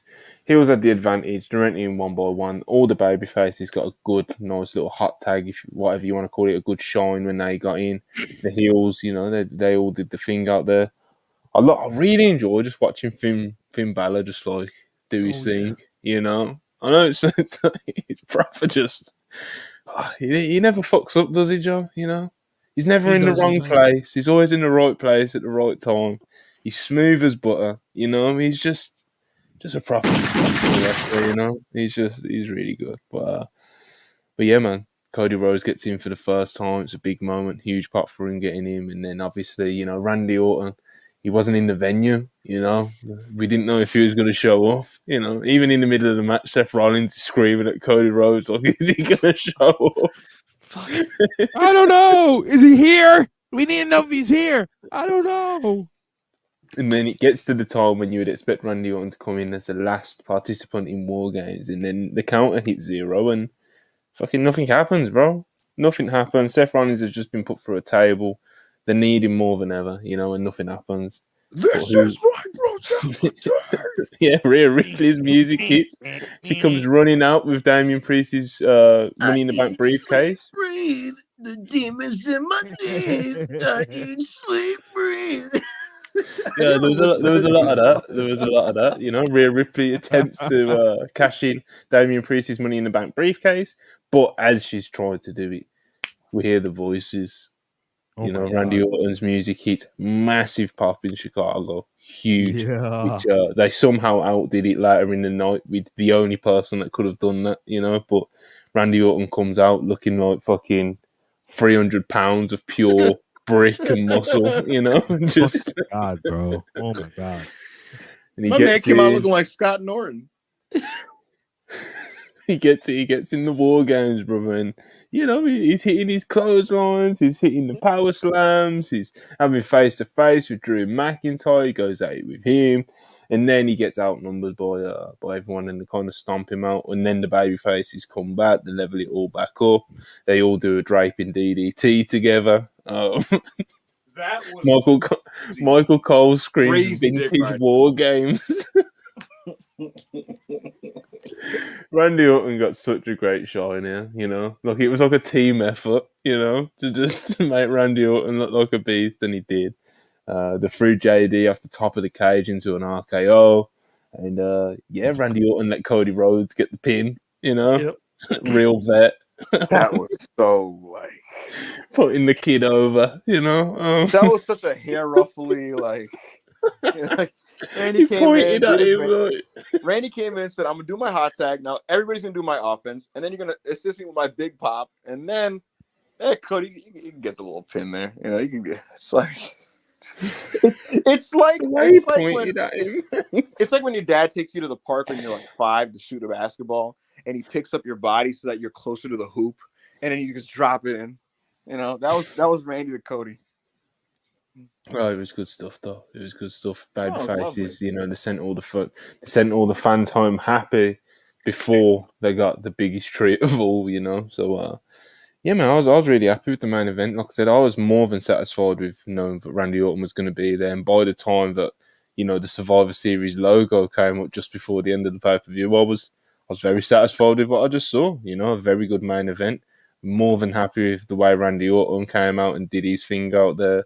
I like the element of Rhea Ripley teasing the Damian Priest cash in. Really enjoyed this War Games. I really did. And the closing stretch with as soon as Randy got in was like borderline pornographic from where I was sitting. So, Monty was at Twitch strap losing his mind. Like, he's just Randy. He's a beast, man. Holbert, what did you think, brother? Total cosign, man. This really did the trick for me. Like I thought, again, violence, like X limited, but I thought this captured like the vibe and the feel of War Games. To me, anyway, better than any other WWE War Games has. This went more in the slightly theatrical, traditional vibe, and it was more built on babyface star power and heel heat. Mm-hmm. Dominic Mysterio is hate it doesn't matter. That dude is a force of nature when it comes to. He's the heat of that group. Finn Balor's a great worker. I think Priest is a good character, and JD McDonough was working super hard. But the heat of the group is Dominic, and this match showed that more than any words ever could. And I just thought, to me, this is War Games, and again, not in the sense that it was super violent or like, aggressive or anything, but more in the sense that it was babyface all stars kicking ass and being heroic. Yeah. And finally, we got one of these War Games matches where the match beyond was just the finish. Randy came in and just beat everyone up, and they won. It's like, I always use the comparison of Dusty in 94. War Games 94, Dusty's in for like 90 seconds. They just win. That's it. It's over. I thought that was so refreshing. And to me, that's where it really captured the vibe of War Games in terms of conceptually. So I thought this was to me, since they've done double War Games, it's the first time I've actually liked both. And I thought the reason they worked was the men's one wasn't just doing the same thing as the women's one just 2 hours later. I thought they felt different. Now, don't get me wrong, there were still weapons and stunts but it didn't feel nearly as central to the match to me as it did in the first No. one. Which is, I'm not saying it's better or worse. I'm just saying I thought we allowed it to stand on its own. Like that stuff was there, but it was more about the personal conflict and stories. I thought there was some great visuals. The shot they got of Drew kind of stalking Jey Uso, I thought was wonderful. Really well done. Randy Orton was having so much fun. Anyone who's a big Orton fan, this was like a really cool experience because it genuinely felt like he was done there for a while. Yeah. And he was wrestling like someone who felt like he may not have another match in him once, not too long ago, right? He looked like he was just overjoyed. So I found it to be really just engaging and positive, and he was triumphant. It was a great pay-per-view closing until they did, the unthinkable. So I loved this match. Like, I think when I rewatch it, some of its flaws will be more apparent to me. When I was just watching it first time, I loved this. This is my favorite War Games in a very, very long time. I'll tell you this. That's the thing, Joe. We would get all 10 people in, and it was like, all right, 5-on-5 standoff, and 20 minutes of like contraptions and chair contraptions and fucking Lego, going full Lego with like fucking plunder things, and like, what if we built a ladder thing of this and then throw the guy off this, and then what if we built this thing of that, and it would just get like very hat on a hat, and like you said, this was just, you were just basking in the communal joy that is experiencing these over baby faces that this company has built all year, kicking ass, and that's just what they did, and that's what War Games is about. That's why they booked it with these people, and from that standpoint, it was very, very satisfying. So I see where you guys are coming from with that. I really do. Yeah, not much to add, honestly. Not much to add. How over is Jey Uso? Ibu of Wrestle Purists. Can you believe it? Every time I see it, it blows me away. My goodness, they love him. He was on top of the cage doing the up-down thing, and like the visual, like that whole Allstate Arena, just doing the up-down hands thing. Like, he got in there and he started throwing fucking Dwayne punches. mm-hmm. I said, this son of a bitch. This motherfucker is nice. It was again. You mentioned him. Finn Balor that dude is so valuable. You know, if Punk's gonna have a match on TV before he works the pay-per-view, Finn would be my first 10 picks for his opponent. I wouldn't go past Finn. I'd go, yeah, Finn. He's incredible. I'll take Randy Finn tomorrow. Randy. I was gonna say I want to watch a Randy match. I'm just in the mood tomorrow. Give me a Randy match. Give me a I hope they do something like really just like cool. I'd take like a 6-man tag where you get like Randy. Imagine like Randy, Punk, and Cody. Like, yo, Randy, Punk, and Cody versus Balor, JD, and fucking Priest. Let's do it. Drop the Judgment Day stuff now. That's the tough part. That's the tough part. They can feud with like the Alpha Academy or something. And then the problem is the entire tag division is wrestling tomorrow in a gauntlet. So who do you throw against Randy? Unless you want Drew. just do it out the gate. Oh my god. Yeah. Randy's body does not want to be wrestling Drew Mac tomorrow night. Fuck it. Half the reason he was sat on the shelf. Hey man, listen. Fucking that chop battle. Honestly, Randy's face after he ate that chop that time for Drew McIntyre. So mad at what happened to wrestling. Just disgusted at what happened to the game he loved. Hey man, listen. Get Randy and Jay in a tag team match. No. Did you see the spot where Randy looked at Jay and was kind of like, hey, I didn't forget, but not right now. Bro, he kind of just like gave up on the WWF cinematic angle. Did you notice that? Like he was kind of like he was doing it and he was going, oh fuck it, let's team up. It was like he kind of just like he was doing it and kind of thought, well, this isn't really all that big of a deal. Let's just go back to kicking ass, He's so awesome, man. I did with you later, pussy. There's a punt with your name on it. Yeah. What's gonna rule it, Joe, is So for those that don't know, Randy thought like a lot of like Vince WWE television in the last couple years was just dog shit. But he was very much in the mode of like, it's money, who cares? The show sucks, but whatever. It's not my wrestling. Randy's very much like he's a 59-year-old in a 40-year-old man's body. In this Paul Levesque verse, I could literally see him just like they wanted you to do this, and he'd be like, that's bullshit, and not wanting to do Bullshit. Yeah, like, so. That Jey Uso pitch has got something. There's something to that tag. Yeah, there's something to it. Very excited for Raw tomorrow. Loaded show, brother. Loaded show. Survivor Series, I think it's safe to say it was a big hit. But yeah, man. Rob, what did you think of the main event, brother? Men's War Games match. You got anything you want to add? I loved it. I loved the way it was paced, the way it was done. I loved the way they added the suspense all throughout the night. Because you had people who were like real life panicking on Twitter and shit, talking about, but LA Knight, the superstore. No, bro. They would have told you early in the morning that Randy wasn't showing up. And Yeah, brother, that was crazy speculation. I was saying, to be honest. yeah, That was ridiculous. I was like, come on, bro.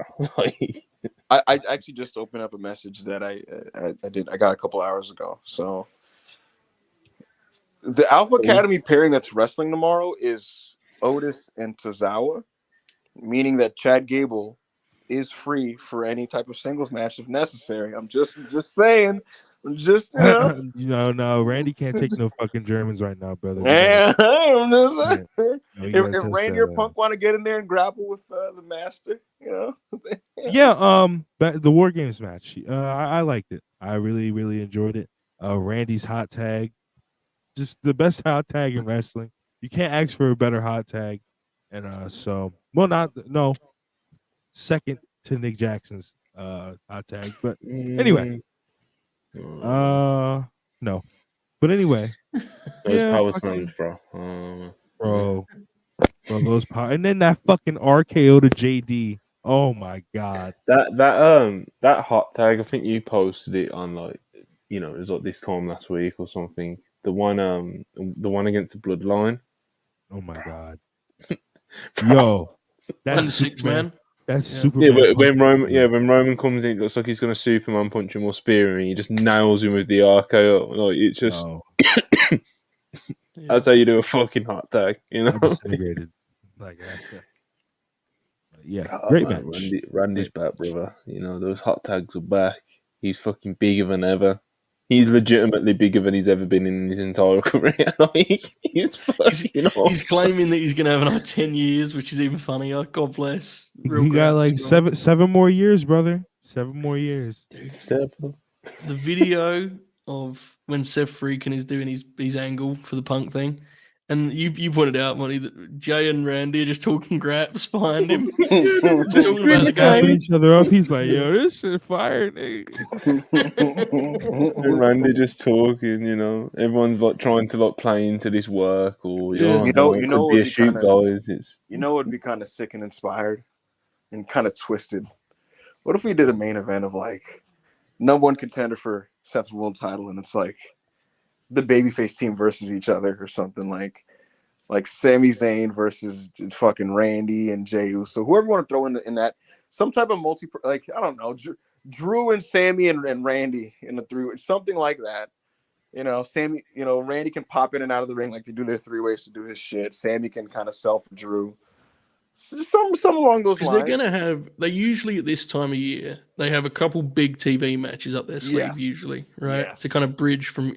I think they may kick off 2024 with Punk's in-ring return. Mm-hmm. I just got a feeling that'll be like the big hook for the new year. Punk wrestles again, and it feels like Seth's gonna have a big title match over that block. So yeah, I could see them doing a number one contenders thing to steal that lets you steal like a month for TV almost, right? So I was informed that there's going to be a big DIY Imperium blow-off tag in December on TV, probably with the stipulation. So expect stuff like that, There's going to be no pay-per-view, so it kind of just shifts across weeks of TV, right? Mm-hmm. Judgment Day is going to be heavy into the tag division in December. So stuff like that. All right, like I was saying, one of these December TVs, you might as well let Dragon Lee and Santos go twice as long as they did on pay-per-view, and just. I think they will. To be honest, yeah. I was gonna say I could easily see that happening. Like I could literally see them just going, You think that, "All right, December Raw, we might be on FS1 or whatever. Go 20 minutes." Man, You it think feels they- like a fucking. It feels like a post Mania rule. You know, Yes. right? This It's is crazy, bro. It's like there's a real excitement in the air, brother. You know, it's out there. You know, I'm like eager for a Raw the day before. We're just I haven't been excited to watch Raw in a long time. Like Ever. when Worldwide ends tomorrow, I will be gone. I'll be I wanna- immediately moving to watch your this shit. tweet had me dying. Yo. You were like, "This is filth. I'm going to be rushing off Worldwide." It It's like- is. CM I Punk can't- he should be. I see all these talk about the morality of it. Fuck that. He should be ashamed. He's going to make me watch Raw. I'm going to be tuning into this thing, locked and loaded, brother. You're gonna DM me. You're gonna DM me at 9:37, going. Ivar and Bronson Reed kind of did the dance. Yeah. Which will be like 3 a.m. for me, which makes it funnier. yeah, that's I can't wait for Randy's first path back, bro. That's what is he gonna do? Yeah, like I said, he's kind of got that excitement in the air of a Raw after Mania. You know, it's a real thing, and obviously, like I was just saying, Survivor Series clearly seemed to be a huge hit, huge success, huge returns that got over huge. None of the matches were complete duds or anything like that. I don't think any of the matches were actually bad, to be honest. If you have to call one of them the worst, you'd probably go with Zoe versus Rhea because it was kind of like the least interesting, although the work was absolutely fine in it, you know. But yeah, let's do some ratings out of 10 because I'd go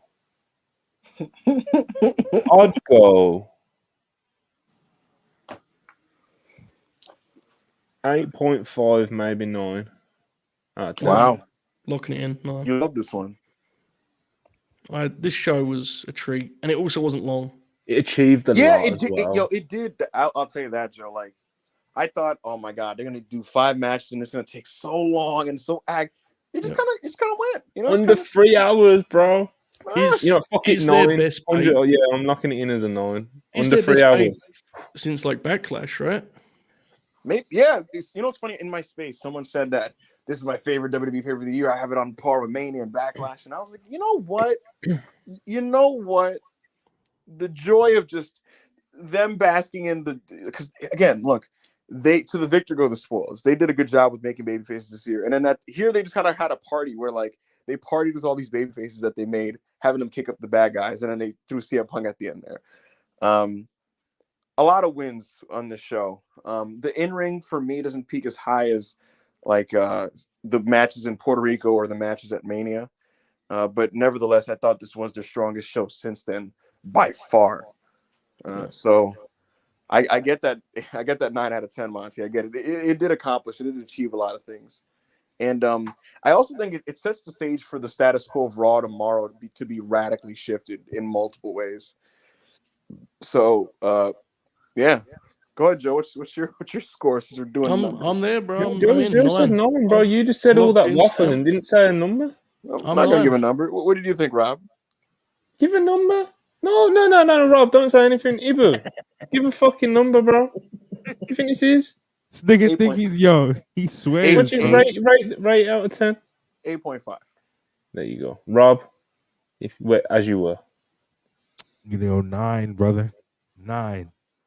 CM Punk Doing didn't 9. come out, I would have gave it a 10, but Oh, come on. I gave it a 9. So kind of brought it down. I do think we should close just a couple more questions, Monty, quickly. Ibu, have you locked in your vote for Booker of the Year yet? Because you were definitely on the fence until yesterday. So you got an answer now? It is what it is, man. I'm going Paul Levesque. It's there's just a lot of wins this year. You know, they've that's all we do. coming out of the year. There's so many more made men than there were before when they were coming into the year. You know, for a lot of the talk, I know like when they were hot early in the year, Joe, the narrative was like, well, what do they got going on besides the bloodline? And right now, the bloodline is actually the afterthought of the promotion. They really think about this. Like, it was always like, oh man, like all they have is the bloodline and Sami. That's why. Yeah, Like, but that's all you they got. know, because we spoke about this at the time, that was a narrative push by people not really into the product anyway. So it was It like, did. I that will wasn't say, even a true narrative to But push You're at it the was right. time. generally top heavy, you know. But Like the show we went to, Monty, did feel like it was like full bloodline promotion. Do you remember like the other stuff on that show wasn't really? Bloodline Civil War, River, you know? Yeah, I mean, we didn't give a shit. We loved it. But I'm just saying, there is a yeah, it is. They've done a lot this year, man. I mean, it is yeah. the So way what I'm getting their at, style may not be for everyone, but go on. really think about LA Knight is now a big star. Damian Priest is a viable upper tier character. He was elevated heavily with the Bad Bunny match, and then he's just become a chief character on the show since, and he's the Money in the Bank guy. They've rejuvenated Drew McIntyre and made him the most interesting he's been in years. Santos Escobar has been elevated this year, and he's coming out smelling like roses. Dragon Lee is now on the main roster, doing very well. Grayson Waller, to his credit, it has a viable television role on the show, and he was on NXT. The list goes on. Chad Gable is a more serious wrestler now, and he had that phenomenal series of matches with Gunther this year, and that there's still more to come out of that. And top to bottom, when you look at the roster, there's just a lot of little success stories and bigger success stories, and it just feels like a creative environment right now where it's built for people to just kind of come in and succeed, and it didn't feel that way prior. So Paul Levesque, for whatever you want to say about, maybe the style or his type of weekly TV, I just think he's achieved a lot this year with his company, and combine that with the big business, and it's kind of hard not to give him Booker of the Year and give WWE the Promotion of the Year for this year. That's where I'm leaning at this point. I was waiting for Survivor Series to really lock that in, but what they did in the last 10 minutes of that show was special. The exact same opinion that he had like this time last week. Whatever, you know. That's just stupid.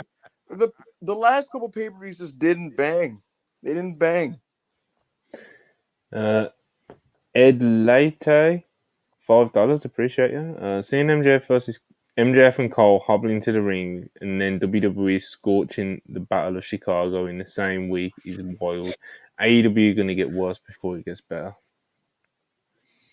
AEW is a very interesting place at the moment. David Weymouth, $2. Appreciate you. 10-man tag team. 10-man tag, same team, Seth plus Punk on the face. Minus Seth plus Punk on the face side. Yeah, man. Could do it. Hulbert match guide, 3 3/4. Minus Seth plus Punk. That's my bio.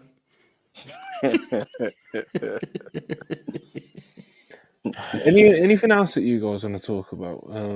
I just like wrestling, mate. It's good. It's pretty good. It's pretty looking pretty good. You know, we got the Blue League. You know, the Gold League. I'm sure is going to be great as well on Dynamite. You know, we got Randy Orton. We thought we nearly lost him for a moment. You know, thought we nearly lost him in this game that we love so much, and he's back, bigger than ever. Cody Rhodes made his War Games debut. CM Punk is back in WWE after like nearly 10 years. Do you think it's possible? I was thinking about this earlier because I saw like a tweet about his match. I think it's entirely possible that they might have set some sort of 24-hour record with like with those shots that they put up last night. So if we see anything from like Brandon Thurston or Andrew Zarian and he finds out that sort of stuff, then you know, it would not surprise me at all if they broke some sort of record with that new CM Punk too. But yeah, CM Punk's back in WWE. And yeah, man, there's a lot to be happy about, brother. It's the era of the old fuck. That's what this is, what we're living in right now. We're all hanging on for dear life to our favourites of yesteryear that's inexplicably are still better than all the young wrestlers that are coming through. That is the time we live in. Think that to be good, think that to be bad, but it's the time we're currently in, and I'm rocking and rolling with it, brother. Switch last night, watched the Survivor Series, went straight to Collision, watched the Mad King, grand chops and landing suplexes. We're still rolling. We're still here, Monty. Beautiful. Still here. Dax the Axe is making his way down the ramp. Trying to have a good match with the Righteous because that's the sport he loves, you know? Didn't necessarily achieve it, but he tried, and that's the most important thing in life. Fuck the Samoa Knicks Joe's lost. about to be the world's champion again. Samoa Joe is about to be we're going to head into 2024 probably if Samoa Joe is the world's heavyweight champion. Beautiful. TNA's back. That's an important. TNA's back. Yes, yes, it is. All we need now is AJ's return to like he inexplicably is great again. At that point, I'm not gonna watch any wrestlers under 40. I think at that point, I'm fuck it. Oh man. The Oh, Masters League of Graps. I've that would always liked the idea of a Masters League in wrestling, even if it's like within a Well, promotion. Even if it I was think like we're watching within it a now. promotion, yeah, like, even if it was within a promotion, it's just like imagine having like the old man belt, 45 and over. It's just a bunch of old fucks that hit hard. Look, bro, that match was the best match at Wembley, so maybe there's money in it. I don't know. There's people that genuinely believe it just wasn't that good, and it's unfortunate. Fuck them. I agree. Not like Dave Meltzer giving it 3.5 stars. I like Dave Meltzer, but if you're not Dave Meltzer and you don't like the match, Yeah, fuck him. Andy, 100 rupees as we're closing up. Appreciate you. Punk and Rollins need the Swerve Hangman 2 match with what'll be a heated build, but worry they get injured. Confidence levels in Cody winning the title. My confidence is pretty high. But I And don't think Punk and Rollins don't need a fucking bloody death match like that on WWE. I don't think that's quite what they need. Seth Freakin doing faces as he Yeah, I don't think staples that's really himself. what I need to Yeah. be seeing. But if I'm you just mean in crazy. terms, Ha, ha, ha, ha. if you just mean in terms of two big stars having a heated feud, then yeah, I guess. But do you think they've injured confidence levels in Cody winning the title? No. I think that's as locked in as it can be at this point. Who knows? Roman could wake up on the week on the road to WrestleMania and be weird about it, be awkward about it and stuff, and who knows how that would end up going. But I think Cody winning the big one, finally completing the story, completing the cliche. I think it's happening. Where is it? Philadelphia, Pittsburgh, Philadelphia. Mm-hmm. Yeah, it's gonna be beautiful. Scott 699. Because that's where it is. We absolutely need them to shoot Cody Rhodes doing the Rocky training sequence and running up that stairway. No, Cody's already shot it, probably, bro. Yeah, that absolutely needs to be done. Scott 699, appreciate you. Saw earlier that Orton and Punk are the top shirt sellers right now. Of course, bro. Of course. We're so back. Of course they are. No, come on. Who else is it going to be? Fucking... Who else is it? It's Roman Reigns. Ain't seen him. Jey Uso's shirt's pretty hot right now. Yeah. Really current stuff they got going there. WrestleTix says WrestleMania right now is at 56,666. Sorry, 57,666 seats. So it's doing pretty good. How many tickets left available in current setup? Since it's about 1,200. About 12. Isn't the number just there? You just read the number. So, no. Oh no, yeah, it is. I'm an idiot. Yeah, 1,100 is what's available for night 1, and same amount for night 2 is available. Yeah, it's gonna get that's gonna sell out pretty Of quickly, course, you know? of course it will. The final attendance for Survivor Series was 17,102. It appears that there were people in standing room only seats, and basically every possible occupied seat was taken, including standing room only in Allstate. Highest attendance ever for a wrestling show in Allstate Arena, including Stephanie McMahon in the front row. Yes, True. Big business. But yeah, man. Again, big hit. I think Survivor Series was. I think the average score works out. It's basically we give it basically a 9 out of 10. You know, 3 of us give it a 9. We give it an 8.5. we're all legitimately excited for Raw, which is kind of crazy to say on a Sunday evening. I haven't said that on a Sunday evening in a while, you know. And I enjoy Raw. Like I like current Raw at the moment. It's like when Raw's about to come on, I'm like, yeah, I'm ready to watch Raw sort of thing. I'm not like rolling my eyes, huffing and puffing about it. You know what I mean? But this is the first time in a while that I've been like the day before, you know. Yeah, even more excited than most Raw after Manias that I can remember. To be very honest with you, you know. It'll certainly be better than this year's Raw after Mania. Mania. Raw after Mania this year, the one that Vince and Newt. This year's Raw after Mania was like violently scary. Like it was a It's bad got like night. a 1.3 on Cage Match. Monty, the double whammy of Cody losing to Roman the night before, and then like Vince seizing control of Raw and like putting on the worst WWE TV broadcast since he last was there, was a dire double 2 days. You were about to leave the game. You know, it was crazy. But yeah, now Vince is you know, spoken in past tense, and we're not in that situation. So there you go. Indeed. Fed flying right now. Apparently so. You know? Absolutely. CM Punk is back. New merch is out there. He's booked for Monday Night Raw. It's official. There is a graphic which my eyes are struggling to register. What if they just go like full sicko and just do like they just shoot an angle and like have another call up or something? Braun Breaker. Oh Ruin CM Punk's big moment, you know. What if Braun just speared Randy through a barricade, you know? Hey, take it easy. Randy's not bumping for a good.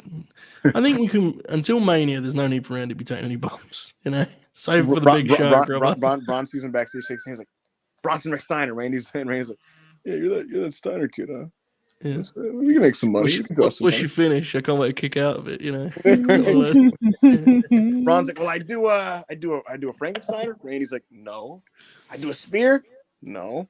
I do the Steiner recliner. Randy's like, I could do that. You know, you could hit. Nah, not anymore. Not anymore, mate. Yeah, we're very excited for Monday Night Raw, fellas. What if AOP shows up and jumps somebody? You know, hey, a lot of excitement.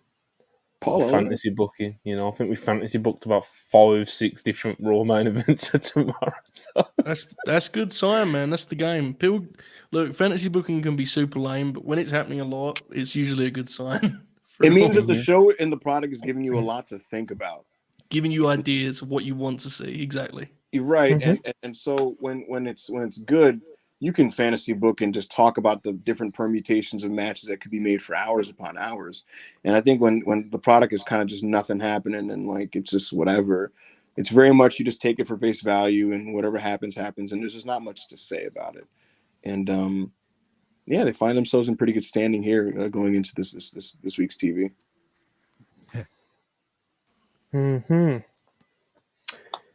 Fired up, brother. But yeah, man, we've been busy, and we're going to keep it busy going into this week. Of course, we've done the impromptu stream last night because it just felt like the right thing to do. We had loads of people tuning. I think we got up to like 700 live viewers at one point. So if you was there for that, we appreciate you for stopping through for this as well.